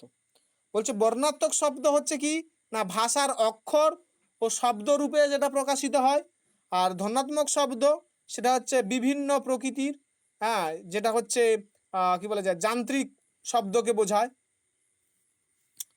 তাহলে ধর্ম ধর্ম শব্দ হলো গুণ, 24 প্রকার গুণ হলো। এবার হচ্ছে তোমাদের জানতে হবে কি না কর্ম। কর্মটা কি? দেখো আমরা কিন্তু বৈশেষিক দর্শনে মেন আলোচনার বিষয়বস্তু পদার্থের আলোচনা। তাহলে আমরা দ্রব্য, গুণ, কর্ম, সামান্য, সমবায়, বিশেষ, অভাব বলেছি যে এই টোটাল আমার 7টা পদার্থ। 7টা পদার্থের মধ্যে প্রথম 6টা হচ্ছে ভাব পদার্থ আর অভাবটা হচ্ছে অভাব। সেই পদার্থগুলো আলোচনা করতে গিয়ে আমি দ্রব্য, গুণ, কর্ম, সামান্য, সমবায়, বিশেষ এইগুলো কিন্তু বললাম। বলার পরে দ্রব্য যে কটা সেটা আমি বললাম। বলার পরে গুণ যে 24টা সেটা আমি বললাম। এরপরে রয়েছে কি না কর্ম। এই গুণ কর্ম এগুলো তো দ্রব্যে আশ্রয় করে থাকে।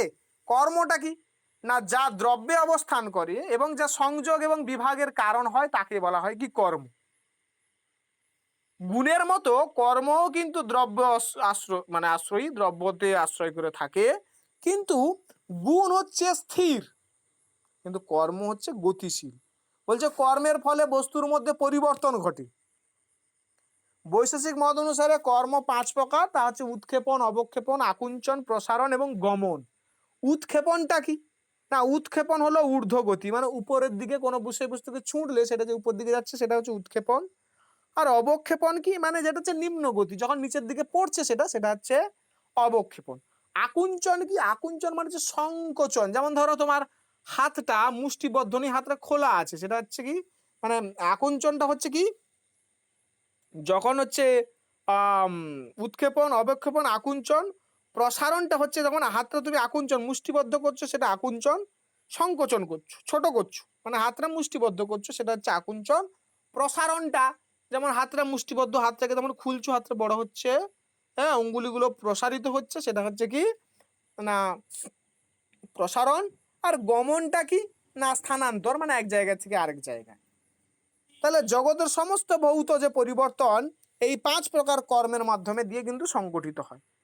তাহলে আমি দ্রব্য জানলাম, গুণ জানলাম, কর্ম জানলাম, এরপরে যেটা জানতে হবে কি না সামান্য। দেখো সামান্য সম্পর্কে অনেক কথা বলা আছে, কিন্তু আমি সেইটুকুটাই বলবো যেটুকুটা তোমাদের কাজে দেবে, যেটুকুটা হচ্ছে পরীক্ষার জন্য ইম্পর্টেন্ট, আমি সেইটুকুটাই বলবো। সামান্য কি দেখো, সামান্য হচ্ছে, সামান্যের লক্ষণ প্রসঙ্গে বলা হচ্ছে যে নিত্যত্ব সতী অনেক সমাবেততম, যা নিত্য এবং যা অনেকের মধ্যে এক, তাকে বলা হচ্ছে সামান্য। বৈশেষিক মত অনুসারে সামান্য হচ্ছে একটা গুরুত্বপূর্ণ পদার্থ। সামান্য বলতে বোঝানো হচ্ছে কি না যেটা নিত্য এবং যেটা অনেকের মধ্যে এক, এবং যেটা অনুগত প্রতীতি। হ্যাঁ, বলছে সকল মানুষের মধ্যে যেমন মনুষ্যত্ব, গরুর মধ্যে যে গোত্র বিদ্যমান, এই অনুগত প্রতীতির কারণ হচ্ছে এই সামান্য। বলছে এই সামান্যর মাধ্যমে আমরা বিভিন্ন ব্যক্তিকে একই শ্রেণীর অন্তর্ভুক্ত বলে কিন্তু চিনতে পারি। বৈশেষিক মত অনুসারে সামান্যের 3টি প্রধান বৈশিষ্ট্য কি কি না যেটা সামান্য হবে তাকে নিত্য হতে হবে, তাকে এক হতে হবে, এবং তা অনেকের মধ্যে এক হতে হবে। বুঝতে পারছি? সামান্য যেটা হবে সেটা নিত্য হবে, সেটা এক হবে, এবং সেটা কি না অনেক বৃত্তিত্ব, মানে অনেকের মধ্যে সেটা বৃত্তমান থাকবে। যেমন এই মানুষ, এই মানুষ, রাম সাম, যদু মধু, এগুলো অনেক, তো এর মধ্যে যে মনুষ্যত্ব রয়েছে সেটা হচ্ছে কি সামান্য। বলছে এই সামান্য নিত্য, কারণ এর উৎপত্তি নেই, এর বিনাশ নেই, ধ্বংস নেই। বলছে এটা এক, কারণ একই সামান্য বহু ব্যক্তিতে বর্তমান থাকে। যেমন মনুষ্যত্ব আলাদা আলাদা মানুষের মধ্যে বিদ্যমান থাকে, বলছে বর্তমান থাকে। এবং অনেক বৃত্তি, কারণ এটি বহু বস্তুর মধ্যে অবস্থান করে। এই সামান্য হচ্ছে 3 প্রকার, একটা পর সামান্য, একটা অপর সামান্য, আর একটা হচ্ছে পরাপর সামান্য। এবার সামান্য আলোচনা করার পর রয়েছে যেটা ইম্পর্টেন্ট, সেটা হচ্ছে জাতি, উপাধি আর জাতি বাধক। এই জায়গাগুলো থেকে কিন্তু প্রশ্ন হয়, জাতি, উপাধি এবং জাতি বাধক। জাতিটা কি না জাতি হলো এমন একটি নিত্য, মানে জাতি হলো কি না সেটা যেটা নিত্য এবং অনেকের মধ্যে সমাবেত অনুগত ধর্ম, যা বহু ব্যক্তির মধ্যে সাধারণভাবে বিদ্যমান, যেমন মনুষ্যত্ব, গোত্র, অর্থাৎ সামান্যটাই হচ্ছে কি না জাতি। এবার বলছে জাতি কোন শ্রেণীর সার্বজনীন, হ্যাঁ, বৈশিষ্ট্যকে নির্দেশ করে। জাতিটা মানে আমি এক কথা বললাম সামান্যটাই জাতি।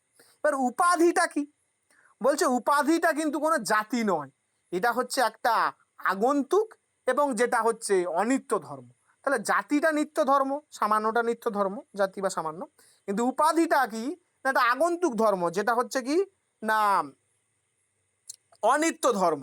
হ্যাঁ, যেটা স্থায়ী বৈশিষ্ট্য নয়, সেটা হচ্ছে কি না আমার উপাধি।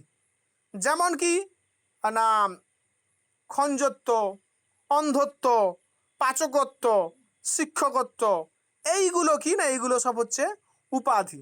বলছে এইগুলো কিন্তু ব্যক্তির সঙ্গে স্থায়ীভাবে যুক্ত থাকে না, এই কারণে এগুলোকে উপাধি বলা হয়। আবার বৈশেষিক দর্শনে জাতির যে স্বীকৃতির ক্ষেত্রে 6টি, মানে এই যে জাতি বললাম না যেটা নিত্য, যেটা অনেকের মধ্যে বর্তমান, বলছে এমন অনেক বৈশিষ্ট্য রয়েছে যেগুলো কি জাতি নয়, কিন্তু জাতি হতে বা সামান্য হতে যেটা বাধা সৃষ্টি করে সেটাকে জাতি বাধক বলে। বলছে সেই জাতি বাধকটা হচ্ছে ক প্রকার না জাতি বাধক বিভিন্ন রকমের হয়, তার মধ্যে রয়েছে ব্যক্তির অভেদ, তুলত্ব, সংকর, অনাবস্থা, রূপহানি এবং অসম্বন্ধ, এইগুলো হচ্ছে জাতি বাধক। কি কি না ব্যক্তির অভেদ, তুলত্ব, সংকর, অনাবস্থা, রূপহানি এবং সমবায় সম্বন্ধের অভাব বা অসম্বন্ধ, এইগুলো হচ্ছে সব জাতির বাধক। এইগুলো কি না জাতিরূপ সামান্য হতে কিন্তু বাধা সৃষ্টি করে। হ্যাঁ, বলছে এই বাধাগুলি মানে কোনো একটা যদি উপস্থিত থাকে তাহলে জাতি হতে সেটা বাধা সৃষ্টি করে। এরপরে বৈশেষিক দর্শনে যেটা রয়েছে গুরুত্বপূর্ণ টপিক, সেটা হচ্ছে বিশেষ। বিশেষ কি না বিশেষ হচ্ছে বৈশেষিক দর্শনের অন্যতম একটা মৌলিক একটা পদার্থ। বলছে বিশেষ, এটা হচ্ছে একটা ব্যাবর্তক ধর্ম। হ্যাঁ, ব্যাবর্তক ধর্ম মানে বলছে বিশেষ হচ্ছে এমন একটা পদার্থ যেটা ব্যাবর্তকের কারণ, যেটা হচ্ছে অন্য পদার্থ থেকে আর একটা পদার্থকে কি করে পৃথক করে, যেটা এক পদার্থকে অন্য পদার্থ থেকে পৃথক করে তাকে বিশেষ বলি। তাহলে এই বিশেষকে অন্তব্যবর্তক বা চরম ভেদক ধর্ম বলা হয়। বলছে একটি নিত্য দ্রব্য সমূহের পারস্পরিক ভেদ নির্দেশ করে কিন্তু এই বিশেষ। বলছে যেমন পৃথিবী পরমাণু আর ধরো তেজের পরমাণু, বলছে দুটো পরমাণু তো পরমাণুর দিক থেকে সেগুলো নিত্য, কিন্তু নিত্য হলেও যেটা নিত্য পরমাণুর দিকগুলো থেকে নিত্য, এবং যেটা হচ্ছে তাদের সংযোগের ফলে যেটা সৃষ্টি হচ্ছে সেটা অনিত্য। কিন্তু এই যে পরমাণুগুলো, হ্যাঁ, সেইগুলো যেহেতু পরমাণুর দিক থেকে নিত্য, সেহেতু একটা পরমাণু থেকে আরেকটা পরমাণু থেকে আমি আলাদা করব কি করে? বলছি আলাদা করার মেন কারণ যেটা, সেটা হচ্ছে বিশেষ। বলছে বিশেষকে স্বীকার করার কারণে আমি ওই নিত্য পরমাণুগুলোকে একটার থেকে আরেকটাকে আমরা কিন্তু পৃথক করতে পারি। বলছে একটা নিত্য দ্রব্য সমূহের পারস্পরিক ভেদ নির্দেশ করে কে? নাই বিশেষ। বলছে পরমাণু, আত্মা, কাল, দিক এবং আকাশের মতো নিত্য দ্রব্যগুলি যদি বিশেষ দ্বারা পৃথক না করা হতো তবে তাদের মধ্যে কিন্তু ভেদ প্রতিষ্ঠা করা যেত না। সেগুলো যদি একটা আরেকটা থেকে আলাদা, এই বিশেষকে স্বীকার না করলে তার ব্যাখ্যা করা যেত না, সব এক হয়ে যেত, মানে নিত্যতার দিক থেকে সব এক হয়ে যেত। বৈশেষিক মতে প্রতিটি নিত্যদ্রব্য একটা করে বিশেষ থাকে এবং বিশেষ নিজেই শতব্যবর্তক, অর্থাৎ নিজেই নিজেকে অন্য বিশেষ থেকে পৃথক করে। বলছে এই বৈশেষিক দর্শনের নামকরণ কিন্তু এই বিশেষ পদার্থ থেকেই হয়েছে, কিন্তু মনে রাখতে হবে রঘুনাথ শিরোমণি কিন্তু এই বিশেষকে স্বীকার করেনি। এরপর রয়েছে কি সমবায়। সমবায়টা কি না, বৈশেষিক দর্শনে অন্যতম একটা পদার্থ হচ্ছে সমবায়। সমবায়টা কি না, সমবায় হচ্ছে এক প্রকার সম্বন্ধ। কি রকম সম্বন্ধ না, যেটা নিত্য সম্বন্ধ, যেটা অযুত সিদ্ধ সম্বন্ধ, যেটা অবিচ্ছেদ্য সম্বন্ধ।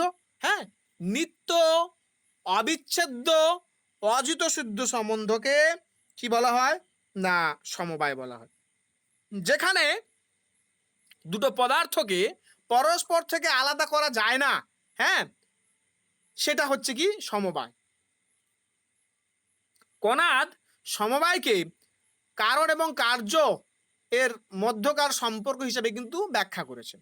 পরবর্তীকালে প্রশস্তবাদ সমবায়কে সংজ্ঞায়িত করেন যে সম্পর্কের ভিত্তিতে এটি এর মধ্যে অবস্থিত, হ্যাঁ, এই ধারণা জন্মায়, সেই অবিচ্ছেদ্য সম্পর্কই হচ্ছে সমবায়। অর্থাৎ এই সমবায় সম্পর্ক হচ্ছে এক এবং এটা নিত্য, এটি প্রত্যক্ষভাবে কিন্তু উপলব্ধ হয় না। এই সমবায়কে অনুমানের মাধ্যমে জানতে হয়। বৈশেষিক মত অনুসারে এই সমবায় হচ্ছে 5 প্রকার ক্ষেত্রে দেখা যায়। কার কার ক্ষেত্রে না, দ্রব্যের সঙ্গে গুণের যে সম্পর্ক সেটা সমবায় সম্পর্ক, দ্রব্যের সাথে যে কর্মের সম্পর্ক সেটা সমবায়, ব্যক্তির সাথে জাতির যে সম্পর্ক সেটা সমবায়, অবয়বের সাথে অবয়বীর যে সম্পর্ক সেটা সমবায়, এবং নিত্য দ্রব্যের সাথে বিশেষের যে সম্পর্ক সেটা হচ্ছে সমবায় সম্পর্ক। বলছে এই এই সমবায় সম্পর্ক হচ্ছে নিত্য এবং অযুত সিদ্ধ, এবং সমবায় আর সংযোগের মধ্যে কিন্তু একটা পার্থক্য রয়েছে। বলছে সংযোগ এবং সমবায় উভয় কিন্তু কি না, এদের যে প্রকৃতি, এদের যে স্বরূপ একটু আলাদা। না কিরকম? বলছে সংযোগ সম্পর্কটা কিন্তু নিত্য নয়, সেটা অনিত্য, হ্যাঁ, কিন্তু সমবায় সম্পর্ক নিত্য। আবার সংযোগ সম্পর্কটা হচ্ছে যুত সিদ্ধ, অর্থাৎ দুটো আলাদা পদার্থের মধ্যে সেটা হয়। হ্যাঁ, কিরকম? বলছে দুটো পদার্থ আলাদা অস্তিত্ব বজায় রাখতে পারে, কিন্তু সমবায় অযুত সিদ্ধ পদার্থের মধ্যে হয়ে থাকে, অর্থাৎ যাদের আলাদা অস্তিত্ব সম্ভব নয়। বলছে সংযোগ বৈশেষিক মত অনুসারে এটা একটা গুণ, কিন্তু সমবায় এটা কিন্তু গুণ নয়, এটা একটা স্বতন্ত্র পদার্থ। সংযোগ সাধারণত দুটি দ্রব্যের মধ্যে দেখা যায়, যেমন টেবিলের ওপরে ধরো আমি একটা বই রাখলাম, তাহলে টেবিলের সাথে বইয়ের যে সম্পর্কটা সংযোগ। গাছের মধ্যে একটা পাখি এসে বসলো, গাছের সাথে পাখির যে সম্পর্ক সেটা সংযোগ। কিন্তু সমবায় সম্পর্কটা হয় দ্রব্যের সাথে গুণের, দ্রব্যের সাথে কর্মের, ব্যক্তির সাথে জাতির, অবয়বের সাথে অবয়বী। বলছে এই যে সম্পর্কগুলো এগুলো অবিচ্ছেদ্য সম্পর্ক। হ্যাঁ, বলছে এগুলোকে, এই সংযোগগুলোকে কি বলা যায়, বিচ্ছিন্ন করা যায় না। কিন্তু সংযোগ সম্পর্কে যে যার সম্পর্ক যার যার মধ্যে থাকে সেগুলো কিন্তু বিচ্ছিন্ন হতে পারে, কিন্তু সমবায় কখনো বিচ্ছিন্ন হয় না। এরপর রয়েছে কি না অভাব। দেখো, ন্যায় বৈশেষিক দার্শনিকদের মত অনুসারে টোটাল যে পদার্থ সাতটি পদার্থের মধ্যে এতক্ষণ পর্যন্ত আমরা যে পদার্থগুলো নিয়ে আলোচনা করেছি সেগুলো সব হচ্ছে কি না ভাব পদার্থ। এবার আমরা জানবো অভাব পদার্থ। বৈশেষিক মত অনুসারে সপ্তম পদার্থের মধ্যে, হ্যাঁ, কি বলা যায় না একমাত্র নঙর্থক পদার্থ কোনটা না হচ্ছে অভাব পদার্থ। প্রাথমিকভাবে কণাদ অভাবকে স্বতন্ত্র পদার্থ হিসেবে কিন্তু গ্রহণ করেননি, কিন্তু পরবর্তীতে বৈশেষিক আচার্যরা একে পৃথক পদার্থের মর্যাদা দেয়, মানে এটা আলাদা পদার্থ হিসেবে তারা দাবি করেন। এবং কোনো বস্তুর অনস্তিত্ব বা অনুপস্থিতি যে জ্ঞান সেটা হচ্ছে অভাব। যেমন টেবিলে বই নেই, এই জ্ঞানের বিষয় হলো কি না অভাব জ্ঞান। বলছে অভাবের ক্ষেত্রে দুটি গুরুত্বপূর্ণ পরিভাষা ব্যবহৃত হয়, একটা হচ্ছে প্রতিযোগী আর একটা হচ্ছে অনুযোগী। বলছে যে বস্তুর অভাব হচ্ছে তাকে বলা হয় প্রতিযোগী, এবং যেখানে অভাব হচ্ছে তাকে বলা হয় অনুযোগী। তাহলে অভাবকে ভাব পরতন্ত্র বলা হয়, কারণ এর ধারণা ভাব পদার্থের উপর নির্ভরশীল। অর্থাৎ অভাবটা হয় কি না ভাব পদার্থের পরিপ্রেক্ষি থেকে, অভাবটা হয় ভাব পদার্থের পরিপ্রেক্ষি থেকে। এই কারণে অভাব পদার্থ কিন্তু ভাব পদার্থের উপর নির্ভর করে। কোনো বস্তুর অস্তিত্বের ধারণা যদি না থাকলে, হ্যাঁ, তাহলে তার অভাবের ধারণাও কিন্তু হতে পারে না। তাহলে অভাবের জ্ঞানটা হয়ে থাকে কিন্তু ভাবের পরিপ্রেক্ষি থেকে, কিন্তু অভাবের জ্ঞানটা হয়ে থাকে। এবার এই অভাব বিষয়ে মতভেদ রয়েছে। কিরকম মতভেদ না আমরা দেখছি যে ভারতীয় দর্শনে যে বিভিন্ন শাখায় অভাব সম্পর্কে কিন্তু মত পার্থক্য রয়েছে। কিরকম না ন্যায় বৈশেষিক এবং ভাট্ট মীমাংসক এবং বেদান্ত দর্শনে অভাবকে স্বতন্ত্র পদার্থ হিসাবে কিন্তু কি না স্বীকার করে, কিন্তু তাদের মতে অভাব কি না সেটা হচ্ছে বাস্তব এবং সেটা জ্ঞানের বিষয় হতে পারে। কিন্তু প্রভাকর মীমাংসকরা অভাবকে কিন্তু আলাদা পদার্থ হিসাবে স্বীকার করে না। তাদের মত অনুসারে অভাবের জন্য আলাদা কোনো স্বতন্ত্র সত্তা কল্পনা করার প্রয়োজন নেই। হ্যাঁ, তো তারা কি বলেন না এই এই যে অভাব, মানে দেখছি অভাবের জন্য না কেউ অনুপলব্ধিকে স্বীকার করছে, আবার ন্যায় বৈশেষিকরা অভাবের জন্য অনুপলব্ধিকে স্বীকার না করে তারা কি বলছে যে এটাকে আমরা প্রত্যক্ষের মধ্যে দিয়ে জানতে পারি। তো এই জন্য বলা হয়েছে যে অভাব বিষয়ে কিন্তু একটু মতভেদ রয়েছে। এবার এই যে অভাবের জ্ঞানের কথা বলা হচ্ছে, সেই অভাবের জ্ঞানের জন্য ন্যায় বৈশেষিক দার্শনিকরা কিন্তু কি বলেন যে অভাবকে প্রত্যক্ষের মধ্যে দিয়ে জানা যায়। এবার এই যে অভাবটা কি না আগে একটা জিনিস ছিল, উপলব্ধি হচ্ছিল, তার এখন উপলব্ধি হচ্ছে না, মানে অনুপলব্ধি হচ্ছে। এবার এই ন্যায় বৈশেষিকদের মত অনুসারে এই যে উপলব্ধি হচ্ছে না অনুপলব্ধি হচ্ছে সেটাকে কিন্তু যোগ্য অনুপলব্ধি হতে হবে, যোগ্য অনুপলব্ধি হতে হবে। অর্থাৎ একটা বিষয়বস্তুকে প্রত্যক্ষ করার সমস্ত শর্ত উপস্থিত থাকা সত্ত্বেও যদি সেই বিষয়বস্তুটা কি বলা যায় চোখে ধরা না পড়ে বা জানতে না পারি বা সেইখানে যদি না থাকে তাহলে যে জ্ঞান জন্মায় তাকেই বলা হবে অভাব।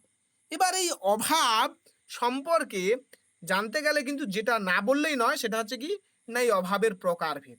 এই অভাব কিন্তু দু প্রকার, একটা অনন্যাভাব আর একটা সংসর্গাভাব। অনন্যাভাব কি না অনন্যাভাব বলতে বোঝায় দুটি বস্তুর পারস্পরিক যে ভিন্ন, একটা বিষয় থেকে আরেকটা বিষয়বস্তু যে ভিন্ন, আর সেটা হচ্ছে কি না অনন্যাভাব। যেমন ঘট পট নয়, হ্যাঁ, পট ঘট নয়, এইগুলো। তাহলে ঘট পটের মধ্যে যে ভেদ সেটা হচ্ছে অনন্যাভাব। আর সংসর্গাভাব কি না সংসর্গাভাব হচ্ছে একটা বিষয়বস্তুর সঙ্গে আরেকটা বিষয়বস্তুর সম্বন্ধের যে অভাব। এবার এই সংসর্গাভাবটাকে বোঝা যায় না তার তিন প্রকার ভাগ দিই। সেই তিন প্রকার ভাগ কি প্রাগাভাব, ধ্বংসাভাব এবং অত্যন্তাভাব। প্রাগাভাব কি না প্রাগাভাব হচ্ছে যেটা উৎপত্তির পূর্বে যে অভাব, যেমন ঘট উৎপন্ন হওয়ার আগে মাটির মধ্যে যে ঘটের অভাব সেটা হচ্ছে প্রাগাভাব। ধ্বংসাভাব কি না একটা বিষয়বস্তু নষ্ট হয়ে যাওয়ার পরে, হ্যাঁ, তার পরবর্তী যে অভাব, বলছে যেমন ঘট ভেঙে যাওয়ার পরে ঘটের যে অভাব সেটা ধ্বংসাভাব। আর অত্যন্তাভাব কি না ত্রিকালিক যে অভাব, অর্থাৎ অতীত, বর্তমান, ভবিষ্যৎ তিন কালেই যার অভাব, হ্যাঁ, সেটা হচ্ছে অত্যন্তাভাব। যেমন আকাশ কুসুম বন্ধ্যাপুত্র, হ্যাঁ, বা বায়ুতে যে রূপের অভাব, এইগুলো হচ্ছে কি সব অত্যন্তাভাব। তাহলে আমরা অভাব জানলাম। এবার ন্যায় বৈশেষিক মত অনুসারে কার্যকারণ তত্ত্ব জানতে হবে। হ্যাঁ, কার্যকারণ তত্ত্ব আমরা সকলেই জানি, ন্যায় দর্শনে অসৎ কার্যবাদ স্বীকার করে, সেখানে কারণের প্রকার, সমবায়ী কারণ, অসমবায়ী কারণ, নিমিত্ত কারণ, এইগুলো স্বীকার করে। এইগুলো আমাদের আস্তে আস্তে করে জানতে হবে। আমরা প্রায় শেষের পথে আছি। এবার কার্যকারণ তত্ত্ব কি? দেখো, ন্যায় বৈশেষিকদের মত অনুসারে বলা হচ্ছে কারণ হলো কার্যের নিয়ত, হ্যাঁ, পূর্ববর্তী ঘটনা, এবং বলা হচ্ছে কারণ হলো কার্যের অনিবার্য ও নিয়ত একটা পূর্ববর্তী সত্তা, এবং কার্য হলো কারণের অনিবার্য পরবর্তী ঘটনা। তাহলে কোনো কারণকে প্রকৃত কারণ হিসাবে স্বীকার করার জন্য তাহলে কি না, তিনটা বিষয়বস্তু তার মধ্যে থাকতে হবে। একটা, সেটাকে পূর্ববর্তী হতে হবে, শুধু পূর্ববর্তী না, সেটা হচ্ছে নিয়ত পূর্ববর্তীতা তার মধ্যে থাকতে হবে, এবং তার মধ্যে অনন্যথা সিদ্ধি থাকতে হবে। হ্যাঁ, এবং সেটা অন্য কোনোভাবে প্রমাণিত যেন না হয়। যেমন ধরো, আমি জানলাম যে ঘটের কারণ কি না মৃত্তিকা, ঘটের কারণ কি না মৃত্তিকা। এবার আমি জানি যে ঘরটা তৈরি করে কুম্ভকার, তাহলে কুম্ভকারের কারণ, কুম্ভকারের পিতা কি না, কুম্ভকারের পিতা হচ্ছে কুম্ভকারের জনক। তাহলে আমি যদি কুম্ভকারের পিতাকে যদি ঘটের কারণ বলি, সেক্ষেত্রে কিন্তু সেটা অনন্যথা সিদ্ধ হয়ে যাবে। বলছে পূর্ববর্তীতা অর্থ কারণ কার্যের আগে থাকবে, এবং নিয়ত পূর্ববর্তীতার অর্থ হলো নির্দিষ্ট কারণ সর্বদা নির্দিষ্ট কার্যের পূর্বে থাকবে, এবং অনন্যথা সিদ্ধ অর্থ হলো কারণটি কার্যের জন্য অপরিহার্য হতে হবে। বৈশেষিক মত অনুসারে মতে কার্য নিজের প্রাগাভাবের প্রতিযোগী। কার্য কি? কার্য হচ্ছে প্রাগাভাবের প্রতিযোগী। ন্যায় বৈশেষিক দার্শনিকদের মত অনুসারে কার্যের সংজ্ঞা হচ্ছে কার্যং প্রাগাভাব প্রতিযোগী। কার্য হলো প্রাগাভাবের প্রতিযোগী। প্রাগাভাব মানে উৎপত্তির আগের যে অভাব, সেই অভাবের প্রতিযোগিতাই হচ্ছে কার্য। অর্থাৎ কার্য উৎপন্ন হওয়ার সঙ্গে সঙ্গে তার পূর্ববর্তী অভাব দূরীভূত হয়। হ্যাঁ, এই এই কার্যকারণ তত্ত্বের উপর ভিত্তি করে বৈশেষিকদের যে কার্যকারণ সংক্রান্ত যে মতবাদ, সেটা হচ্ছে অসৎ কার্যবাদ বা আরম্ভবাদ। অর্থাৎ তারা বলেন কার্য থেকে কারণ থেকে যে কার্য উৎপন্ন হয়, সেটা হচ্ছে সম্পূর্ণ নতুন আরম্ভ, নতুন সৃষ্টি। এবং কারণের মধ্যে কার্যটা হচ্ছে অসৎ। বলছে কারণের মধ্যে কার্যটা অসৎ, এই কারণে কারণ এবং কার্য হচ্ছে কি দুটো আলাদা সত্তা, পৃথক সত্তা। বলছে কারণ এবং কার্য যদি সৎ হতো, তাহলে কি বলা যায়, কারণ কার্য দুটো আলাদা নাম হতো না। অসৎ কার্যবাদটা কি না, ন্যায় বৈশেষিক দার্শনিকদের কার্যকারণ তত্ত্বের নাম হচ্ছে অসৎ কার্যবাদ বা আরম্ভবাদ। এই মতবাদ অনুসারে কার্য তার উৎপত্তির পূর্বে কারণের মধ্যে বর্তমান থাকে না। হ্যাঁ, কি না, কার্য হচ্ছে সম্পূর্ণ একটা নতুন সৃষ্টি, নতুন উৎপন্ন একটি কারণ এর সঙ্গে, হ্যাঁ, অভিন্ন নয়, কারণের সঙ্গে কার্যটা অভিন্ন নয়। বলছে উদাহরণস্বরূপ ঘট মাটির মধ্যে পূর্ব থেকেই উপস্থিত থাকে না, কুম্ভকার কি করে তার নিজের প্রচেষ্টায় মাটি থেকে নতুনভাবে ঘটের সৃষ্টি করে। তাই কার্যকে কি বলা হয়, একটা নতুন সূচনা, নতুন আরম্ভ। এই কারণে কার্যকারণবাদের আরেক নাম হচ্ছে কি বাদ, আরম্ভবাদ। হলো। এবার বৈশেষিকদের মতে কার্যকারণের রূপান্তর নয়, বরং এটি একটা নতুন সৃষ্টি। এই মত সাংখ্য এবং বেদান্ত দর্শনের কি না সৎ কার্যবাদের সম্পূর্ণ বিপরীত মতবাদ। কারণ সাংখ্য এবং বেদান্ত মনে করেন কার্য এবং কারণ তার মধ্যে কি না সৎ অবস্থায় বিদ্যমান থাকে বা পূর্বে থেকেই নিহিত থাকে। এবং সেখানে আমরা দেখেছি সৎ কার্যবাদে যে সাংখ্য দার্শনিকরা পরিণামবাদ এবং বেদান্ত দার্শনিকরা সাংখ্য দর্শনের আরেকটা যে রূপ সৎকার্যবাদের বিবর্তনবাদ স্বীকার করছে। এবার বৈশেষিক দার্শনিকদের মত অনুসারে কারণ তিন প্রকার। কি কি? সমবায়ী কারণ, অসমবায়ী কারণ এবং নিমিত্ত কারণ। সমবায়ী কারণ কি না, সমবায়ী কারণ হচ্ছে উপাদান কারণ। যৎ সমবেতং কার্যং উৎপদ্যতে তৎ সমবায়ী কারণ। অর্থাৎ যেখানে অবস্থিত থেকে একটা কার্য উৎপত্তি হয় সেটা হচ্ছে সমবায়ী কারণ। বলছে যে উপাদান থেকে কার্য গঠিত হয়, যেমন সুতা থেকে কাপড়, মাটি থেকে ঘট, হ্যাঁ, তো সেইগুলো হচ্ছে তাহলে মাটি হচ্ছে, আর ওদিকে তন্তু হচ্ছে বা সুতা হচ্ছে কি না সমবায়ী কারণ। আর অসমবায়ী কারণ কি না, অসমবায়ী কারণ হলো সেই গুণ বা কর্ম যা সমবায়ী কারণের অবস্থান করে কার্য উৎপন্ন করতে সাহায্য করে, তাকে বলা হয় অসমবায়ী কারণ। কিরকম বলছে, যেমন সুতোর পারস্পরিক সংযোগ কাপড়ের অসমবায়ী কারণ। তাহলে সুতার সংযোগটা কি অসমবায়ী কারণ। আর নিমিত্ত কারণ কি, নিমিত্ত কারণ হলো তদুভয় ভিন্ন নিমিত্ত কারণম, অর্থাৎ যেটা সমবায়ী কারণ অসমবায়ী কারণ থেকে পৃথক সেটাকে নিমিত্ত কারণ বলে।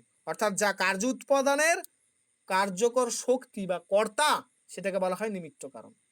যেমন তাঁতি, হ্যাঁ, কাপড়ের, এবং কুম্ভকার ঘটের নিমিত্ত কারণ, কারণ তারা তাদের শক্তি দিয়ে কি করে না কারণ থেকে কার্যটা উৎপন্ন হতে সাহায্য করে। তাহলে বৈশেষিক মত অনুসারে তাহলে আমরা দেখছি যে কারণ তিন প্রকার, সমবায়, অসমবায় এবং নিমিত্ত কারণ। এবার হচ্ছে পরমাণুবাদ। আমরা জানি বৈশেষিক দর্শনকে পরমাণুবাদী বলা হয়। বলছে পরমাণুবাদ বৈশ্বিক দর্শনের একটা সবচেয়ে গুরুত্বপূর্ণ একটা তত্ত্বগুলির মধ্যে একটা। বৈশেষিক মতে জগতের সমস্ত ভৌত বস্তু অসংখ্য ক্ষুদ্র অবিভাজ্য নিত্য পরমাণু দ্বারা গঠিত, এবং এই পরমাণুগুলো এত সূক্ষ্ম যে এগুলোকে প্রত্যক্ষভাবে জানা যায় না। বলছে পৃথিবী, জল, তেজ, বায়ু, এই চার প্রকার মৌলিক পরমাণু রয়েছে, এবং এই পরমাণুগুলো কি না স্বতন্ত্র, নিত্য, অবিনাশী। বলছে সৃষ্টি বলতে নতুন পরমাণুর সৃষ্টি কিন্তু বোঝায় না, বরং বিদ্যমান যে পরমাণুগুলো সেগুলোর নতুন সংযোগকে বোঝায়। তাহলে পরমাণুর সংযোগের ফলে জগতের সৃষ্টি, পরমাণুর বিয়োগের ফলে কি হয় না ধ্বংস। বুঝতে পারছি? তাহলে ধ্বংস বলতে পরমাণুর ধ্বংস নয়, বরং কি না একটা পরমাণুর সঙ্গে একটা পরমাণুর যে সংযোগ ছিল সেইটার বিন্যাসকেই হচ্ছে ধ্বংস বলা হচ্ছে, সেটার বিনাশ, বরং তাদের সংযোগের বিচ্ছেদকে বোঝায়। তাহলে পরমাণুর গুলো কি না উৎপত্তি বিনাশ হয় না, বরং পরমাণুর সঙ্গে একটা পরমাণু সংযোগের ফলে সৃষ্টি হয়, পরমাণুর সঙ্গে আরেকটা পরমাণুর সংযোগ ছিন্ন হলে কি হয় না ধ্বংস হয়। তাহলে বৈশেষিক দর্শনে জগতের সৃষ্টি এবং বিনাশকে পরমাণু সংযোগ এবং বিচ্ছেদের মাধ্যমে কিন্তু ব্যাখ্যা করা হয়ে থাকে। আর এই যে পরমাণুগুলোর সংযোগ এবং বিয়োগ এইগুলো যে হয়, এইগুলোর জন্য কিন্তু ঈশ্বরকে সৃষ্টি মানে স্বীকার করা হয়েছে। ঈশ্বর কি করে পরমাণুর গুলোর মধ্যে গতি সঞ্চার করে, এবং তার ফলে একটা পরমাণুর সঙ্গে আরেকটা পরমাণুর সংযোগ হয়ে কি হয় জগতের বিষয়বস্তুগুলো সৃষ্টি হয়। কিরকম বলছে বৈশেষিক মত অনুসারে না পরমাণু কি করে না একটা পরমাণুর সঙ্গে আরেকটা পরমাণু কি হয় না সংযোগের ফলে, হ্যাঁ, প্রথমে একটা পরমাণুর সঙ্গে একটা পরমাণু সংযোগ হয়, সংযোগ হয়ে তারপরে সেই পরমাণুর সঙ্গে পরমাণু দ্বয়ের সঙ্গে আরো বিষয়বস্তু যুক্ত হয়ে সূক্ষ্ম থেকে বৃহৎ বিষয়বস্তু কিন্তু সৃষ্টি হয়ে থাকে। এই ন্যায় বৈশেষিক দর্শনটার কনসেপ্ট হচ্ছে দনুক, ত্রণুক, চতুরণুক এইগুলো। সেইখানে কিন্তু প্রশ্ন এই জায়গাগুলো থেকে দেয়, দনুক কি, ত্রণুক কি, চতুরণুক কি। বলছে বৈশেষিক পরমাণুবাদ অনুসারে দৃশ্যমান জগৎ সরাসরি পরমাণু দিয়ে কিন্তু গঠিত নয়। প্রথমে কি হয় না দুটো পরমাণুর সংযোগের ফলে সৃষ্টি হয় দনুক। পরমাণু দ্বারা সবকিছু সৃষ্টি ঠিকই, কিন্তু শুধু পরমাণু দ্বারা নাই, পরমাণু দ্বারা ক্রম অনুসারে দনুক থেকে ত্রণুক, তরুণ থেকে চতুরণুক, এইভাবে বৃহৎ দৃশ্যমান বিষয়বস্তু কিন্তু সৃষ্টি হয়। সেইটা এখানে ব্যাখ্যা করা হয়েছে। বলছে প্রথমে দুটি পরমাণুর সংযোগে একটা দনুক সৃষ্টি হয়। বলছে সেই দনুক অতি সূক্ষ্ম এবং অদৃশ্য, যেটাকে চোখে দেখা যায় না। পরে তিনটি দনুক মিলিত হয়ে উৎপন্ন হয় ত্রণুক গঠন করে। বলছে এই ত্রণুক অপেক্ষাকৃত কিন্তু একটু বড়, এবং যেটা কিন্তু দৃশ্যমান, হ্যাঁ, বস্তুর ভিত্তি। দেখবে হালকা আলো যখন সূর্যের আলো পড়ে বা কোনো যখন লাইট যখন পড়ে, তুমি আলোর দিকে তাকালে তুমি দেখবে কিছু কিছু গুঁড়ো গুঁড়ো বিষয়বস্তু উঠছে। ওই যেটা তুমি দেখতে পাচ্ছ, তোমার চোখে ধরা পড়ছে, ওইগুলো হচ্ছে ত্রণুক। হ্যাঁ, বলছে ওই দৃশ্যমান বস্তুর ভিত্তি হিসেবে কাজ করে। বলছে ক্রমান্বয়ে ত্রণুকের সমন্বয়ে বৃহৎ ভৌত বস্তুর সৃষ্টি হয়। বলছে এই তত্ত্বের মাধ্যমে বৈশেষিক দর্শন ব্যাখ্যা করতে চেয়েছেন কিভাবে এই অদৃশ্য ক্ষুদ্র পরমাণু থেকে এই দৃশ্যমান জগতের উদ্ভব ঘটে, সেই কিন্তু এই পরমাণুবাদে তারা ব্যাখ্যা করেছেন এই দনুক এবং ত্রণুক তত্ত্বের মধ্যে দিয়ে। এবার ন্যায় বৈশেষিক দর্শন আরেকটা গুরুত্বপূর্ণ তত্ত্ব হচ্ছে অদৃষ্ট। অদৃষ্টটা কি? না, অদৃষ্ট আর কিচ্ছু নয়, অদৃষ্ট হচ্ছে তাই যেটা হচ্ছে না একটা অতীন্দ্রিয় শক্তি। ন্যায় বৈশেষিকদের মত অনুসারে অদৃষ্ট বলতে বোঝায় এক অদৃশ্য অতীন্দ্রিয় শক্তি, যেটা কি করে না, যেটা জগতের বিভিন্ন ঘটনার পিছনে কার্যকর ভূমিকা পালন করে। অদৃষ্ট মানুষের পূর্বকৃত মানে আগে যে কাজ করেছে পূর্বকৃত শুভ এবং অশুভ কর্মের ফল রূপে সঞ্চিত হয়। এই অদৃষ্ট হচ্ছে কি না শক্তি পরমাণুগুলোকে গতিশীল করে এবং সৃষ্টি প্রক্রিয়া শুরু করতে সাহায্য করে। জগতের নৈতিক শৃঙ্খলা, সুখ দুঃখের বন্টন এবং কর্মফলের কার্যকারিতা ব্যাখ্যা করার জন্য বৈশেষিকরা অদৃষ্ট তত্ত্ব গ্রহণ করেছে এবং অদৃষ্ট প্রত্যক্ষভাবে সেটাকে উপলব্ধ না হলেও এর কার্যফল থেকে এর অস্তিত্ব কিন্তু অনুমান করা যায়। তাহলে অদৃষ্ট ন্যায় বৈশেষিক দার্শনিকদের মত অনুসারে কি, বৈশেষিক দার্শনিক মত অনুসারে সেটা হচ্ছে অদৃশ্য শক্তি, একটা অতীন্দ্রিয় শক্তি, যে শক্তির ফলে মানুষ যে শুভ অশুভ যে কর্মফল ভোগ করে সেটাই অদৃষ্ট অনুসারে হয়। এবং এই অদৃষ্ট অনুসারে পরমাণুগুলোর মধ্যে কি না অদৃষ্ট এমন একটা শক্তি যে শক্তির ফলে পরমাণুগুলো কি হয় না গতিশীল হয়ে ওঠে, যার ফলে কি হয় না সৃষ্টি প্রক্রিয়াটা সৃষ্টি হয়। হ্যাঁ, তাহলে অদৃষ্টের মধ্যে দিয়ে এটা ব্যাখ্যা করা হয়েছে। এবার বৈশেষিক দর্শনে ঈশ্বর তত্ত্ব। দেখো, বৈশেষিক দর্শনে ঈশ্বর তত্ত্ব ন্যায় বৈশেষিক দর্শনের ঈশ্বর তত্ত্ব তো একই, তো এখানে আলাদা করে আলোচনা করার কিছু নেই, শুধু অতিরিক্ত যেটা সেটা আমি বলছি। কি না, প্রাচীন ন্যায় বৈশেষিক সূত্রে কণাদ স্পষ্টভাবে ঈশ্বরের আলোচনা না করলেও পরবর্তীকালে বৈশেষিক আচার্যরা ঈশ্বরকে স্বীকার করেছেন এবং তাদের মতে ঈশ্বর হচ্ছে সর্বজ্ঞ, নিত্য, সর্বশক্তিমান এবং তিনি হচ্ছে জগতের নিয়ন্ত্রক। তবে ঈশ্বরকে কিন্তু জগতের উপাদান কারণ বলা হয়নি, এটা মনে রাখবে। ঈশ্বর কিন্তু জগতের উপাদান কারণ নয়, জগতের উপাদান কারণ হচ্ছে কি না ক্ষিতিয়ব, তেজ, মরুদ, এইগুলোর হচ্ছে কি না পরমাণু। এইগুলো হচ্ছে জগতের উপাদান কারণ। আর ঈশ্বর হচ্ছে কি না সেই উপাদানগুলোর মধ্যে না গতি সৃষ্টি করার জন্য কিন্তু তিনি দায়ী, অর্থাৎ তিনি হচ্ছে নিমিত্ত কারণ। বলছে অদৃষ্ট শক্তি ঈশ্বরের নিয়ন্ত্রণাধীন। এই যে অদৃষ্ট অনুসারে কর্মফলটা প্রদান করে, সবকিছু যে প্রদান করে সেটা কে করে, ঈশ্বরই করে। ফলে বৈশেষিক দর্শনে ঈশ্বরকে বিশ্ব ব্যবস্থার, এই জগৎ ব্যবস্থার পরিচালক এবং নৈতিক শৃঙ্খলার রক্ষক হিসেবে কিন্তু গণ্য করা হয়েছে। এবার বৈশেষিক দর্শনে কর্মবাদ ও নিষ্ক্রিয়বাদ, নিষ্ক্রিয় সম্পর্কে কি বলেছে, কি বলা হচ্ছে না, বৈশেষিক দর্শন হচ্ছে কর্মবাদে বিশ্বাসী। মানুষের প্রত্যেক ভালো মন্দ কর্মের ফল সে কিন্তু অনিবার্যভাবে তাকে ভোগ করতে হবে বা করে। বলছে শুভ কর্ম হচ্ছে কি না সুখ প্রদান করে, অশুভ কর্ম দুঃখ প্রদান করে। বলছে এই কর্মফলটা অদৃষ্ট শক্তির মাধ্যমে কিন্তু এটা সঞ্চিত থাকে এবং উপযুক্ত সময়ে সেটা কি করে না ফল প্রদান করে। জন্ম মৃত্যুর চক্র কর্মফলের দ্বারা নিয়ন্ত্রিত। এবার বৈশেষিক মত অনুসারে জীবনের চূড়ান্ত লক্ষ্য হলো নিষ্ক্রিয় লাভ বা মোক্ষ লাভ। বলছে তত্ত্বজ্ঞান অর্জনের মাধ্যমে জীব কিন্তু কর্মবন্ধন থেকে মুক্তি হতে পারে।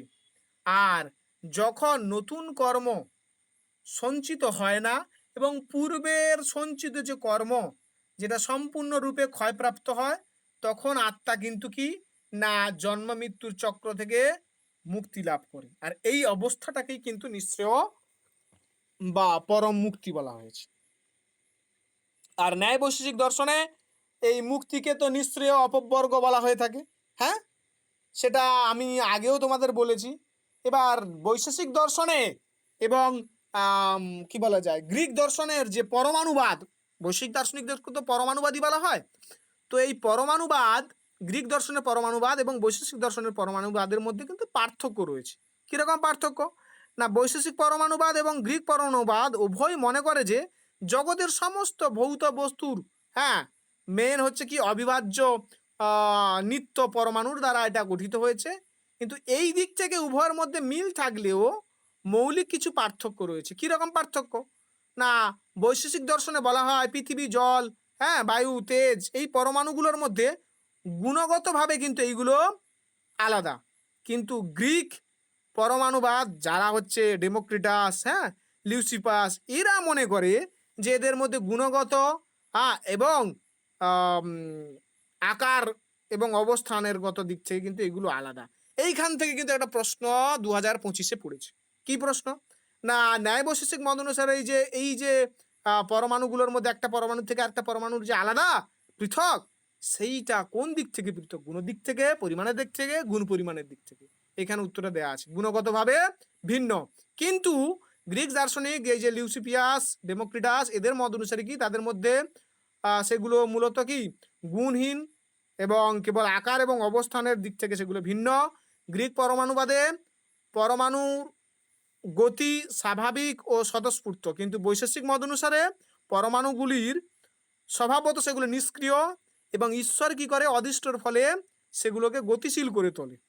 এবং গ্রিক দর্শন মূলত কি জড়বাদী, আর সেগুলো মানে গ্রিক দর্শন জড়বাদী কারণ সেখানে আত্মা এবং ঈশ্বরের কোনো গুরুত্ব নেই। কিন্তু অপরদিকে বৈশেষিক দর্শনে আত্মা, ঈশ্বর, কর্মবাদ এগুলোকে স্বীকার করা হচ্ছে, হ্যাঁ। এবং বৈশেষিক মতে জগতের সৃষ্টি নৈতিক আধ্যাত্মিক নিয়মের অধীন বলে দাবি করা হয়েছে।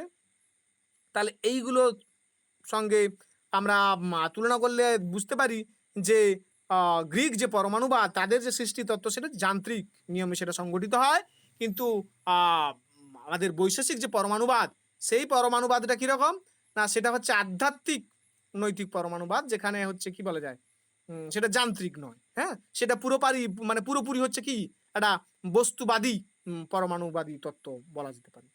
এবার এই যে পরমাণুবাদী তত্ত্ব, সেই তত্ত্বকে সমালোচনা করেছে বিশেষ করে শঙ্করাচার্য, তিনি সমালোচনা করেছেন। তিনি বলছেন যে পরমাণুগুলোর মধ্যে যে গুণগত পার্থক্য তিনি রয়েছে, সেই পার্থক্য কি বলা যায়, গুণগত পার্থক্য স্বীকার করলেও তাদের মধ্যে আকার এবং আকৃতিগত পার্থক্য থাকা উচিত বলে তিনি দাবি করেন। এবং তিনি এও বলছেন যে পরমাণু থেকে যে জগতের সৃষ্টি তত্ত্বকে সম্পূর্ণরূপে যে ব্যাখ্যা করা হয়েছে সেটা যথাযথ নয়। না কেন? না কারণ পরমাণু হচ্ছে নিষ্ক্রিয় এবং অচেতন।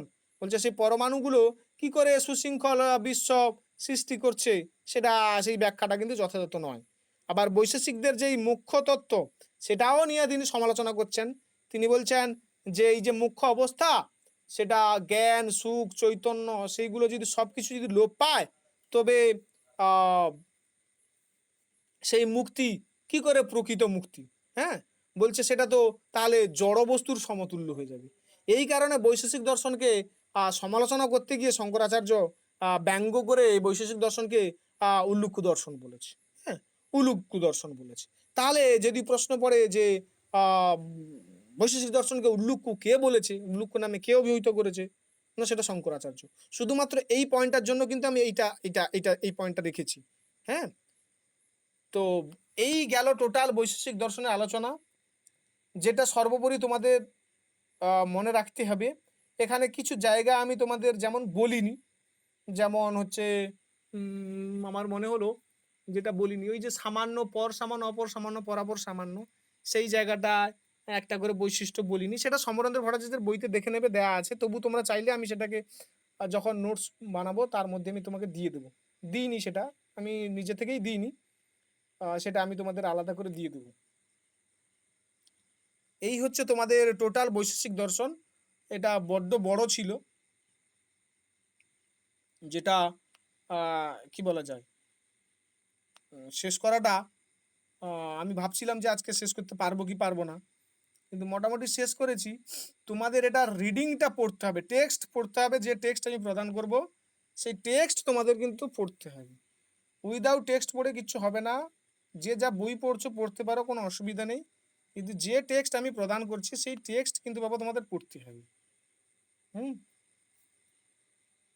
কেউ কিছু বলবে তোমরা?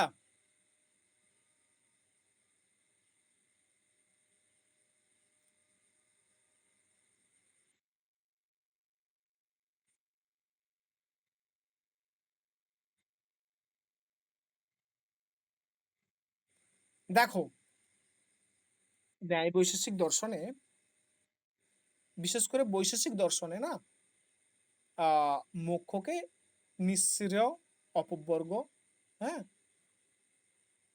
নিশ্চয়ই বলা হয় যে অ্যাকচুয়াল ন্যায় বৈশেষিক দর্শন তো সমান্তরাল দর্শন। সেখানে তুমি দেখবে যে বলা হয় না যে এই আহ, সাতটি পদার্থের তত্ত্বজ্ঞান হলে তবে হচ্ছে নিশ্চয় লাভ বা অপবর্গ লাভ হয়।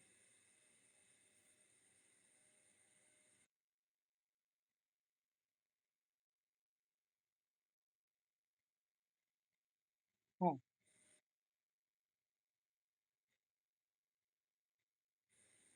হুম। বইতে তুমি পাবে, কে বলেছে পাবে না? তুমি তুমি টেক্সট বই না, তুমি হচ্ছে ইউজিসি নেটের বইটা নেবে, ট্রুম্যান্সের বইটা ওখানে পাবে। হুম। কারণ ইউজিসি নেটের না বইটা, ওই বইটা হচ্ছে অ্যাকচুয়াল নেট ওরিয়েন্টেড। আমি ওইটাকে অনেকটা বেশি হচ্ছে রিলায়েবল মনে করি। তার কারণ হচ্ছে ওটা তো হচ্ছে মানে সবাই পড়ে। ট্রুম্যান্সের বইটা নেবে, আরিয়ান্তের বইটা না। আরিয়ান্তের বইটা তো অনেক ভুল আছে এবং অনেক ইনফরমেশন কম দেওয়া আছে। তো সেটা তো অনেক ইনফরমেশন, টেক্সচুয়াল ইনফরমেশন ভালো দেওয়া আছে। হুম।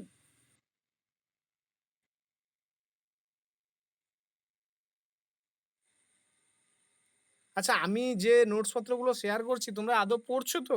এবং তোমাদের একটা কথা বলে রাখি, আমি কিন্তু ইমেজ ক্রিয়েশনের মধ্যে যেগুলো দিচ্ছি তোমরা দেখবে ওগুলোর মধ্যে কিন্তু বানান ভুল রয়েছে। হ্যাঁ, আমি কিন্তু একদম প্রথম দিন ক্লাস নেওয়ার সময় বলেছিলাম যে ওটা কিন্তু অ্যাকচুয়ালি আমি দিতে চাই না, কিন্তু তবুও তোমাদের দেব সুবিধার জন্য, যে টেক্সট পড়ার পরে হুম হাতের কাছে এক পেজের মধ্যে পড়ার জন্য আমি ওটা দেব তোমাদের, কিন্তু ওগুলো বানান ভুল থাকবে, ওটা তোমাদের ধরা চলবে না।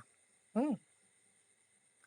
তো সেইগুলো টেক্সটগুলো তোমরা আমি দেওয়ার পরে আদৌ পড়ছো তো? আমি তোমাদের বলেছি যে পরীক্ষার আগে আমি যে নোটসগুলো প্রদান করব সেগুলো তোমাকে কিন্তু 60 বারের উপরে পড়তে হবে। তাহলে কনসেপ্ট এমন ক্লিয়ার হবে যে প্রশ্ন এলে তোমাদের মধ্যে গোলাবে না, তোমরা প্রশ্নের উত্তর পেয়ে যাবে ওই সমস্ত জায়গা থেকে। কিন্তু পড়তে হবে। ইন্ডিয়ান ফিলোসফিটা শেষ হলে এথিক্স শুরু করব, এথিক্সটা শেষ হলে ওয়েস্টার্ন শুরু করব। তারপরে বা তারপরে হচ্ছে আমি তোমাদের সোশ্যাল পলিটিক্যাল ফিলোসফি করাবো, তারপর সাইকোলজি, এবং শেষে এসে আমি লজিকটা করাবো। কারণ লজিকে ইন্ডিয়ানের পরে ওয়েস্টার্ন করালে ভালো হয়, তুমি ঠিকই বলেছো। কিন্তু ইন্ডিয়ানের পরে ওয়েস্টার্ন কঠিন লাগে, কিন্তু আমার মনে হয় ইন্ডিয়ান কঠিন, ওয়েস্টার্ন সোজা। কারণ ইন্ডিয়ানের তত্ত্ব হচ্ছে অনেকটা গূঢ়, কিন্তু ওয়েস্টার্নের অতটা নয়, উপরে উপরে। আচ্ছা ঠিক আছে, তোমরা বলছো যেহেতু ইন্ডিয়ানের পরে ওয়েস্টার্ন করাতে, তাহলে আমি ওয়েস্টার্নই করাবো। হ্যাঁ।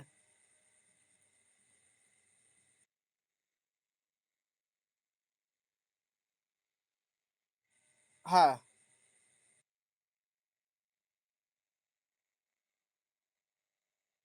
তন্তুর সঙ্গে দেখো, তন্তু মানে কি? তন্তু মানে হচ্ছে সুতো। হলো, তন্তু মানে সুতো। তাহলে সুতো তোমার পটের, পট মানে কি? বস্ত্র। পট মানে কি? বস্ত্র। হ্যাঁ। তাহলে তন্তু পটের সমবায়ী কারণ। তন্তু পটের সমবায়ী কারণ। অসমবায়ী কারণ কোনটা? তন্তু সংযোগ। তন্তু সংযোগ পটের অসমবায়ী কারণ। তন্তু হচ্ছে সমবায়ী কারণ। মৃত্তিকা মাটি, মাটি হচ্ছে ঘটের কি কারণ? সমবায়ী কারণ। আর মাটি সংযোগ ঘটের অসমবায়ী কারণ।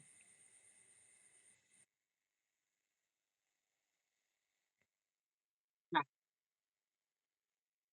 হ্যাঁ।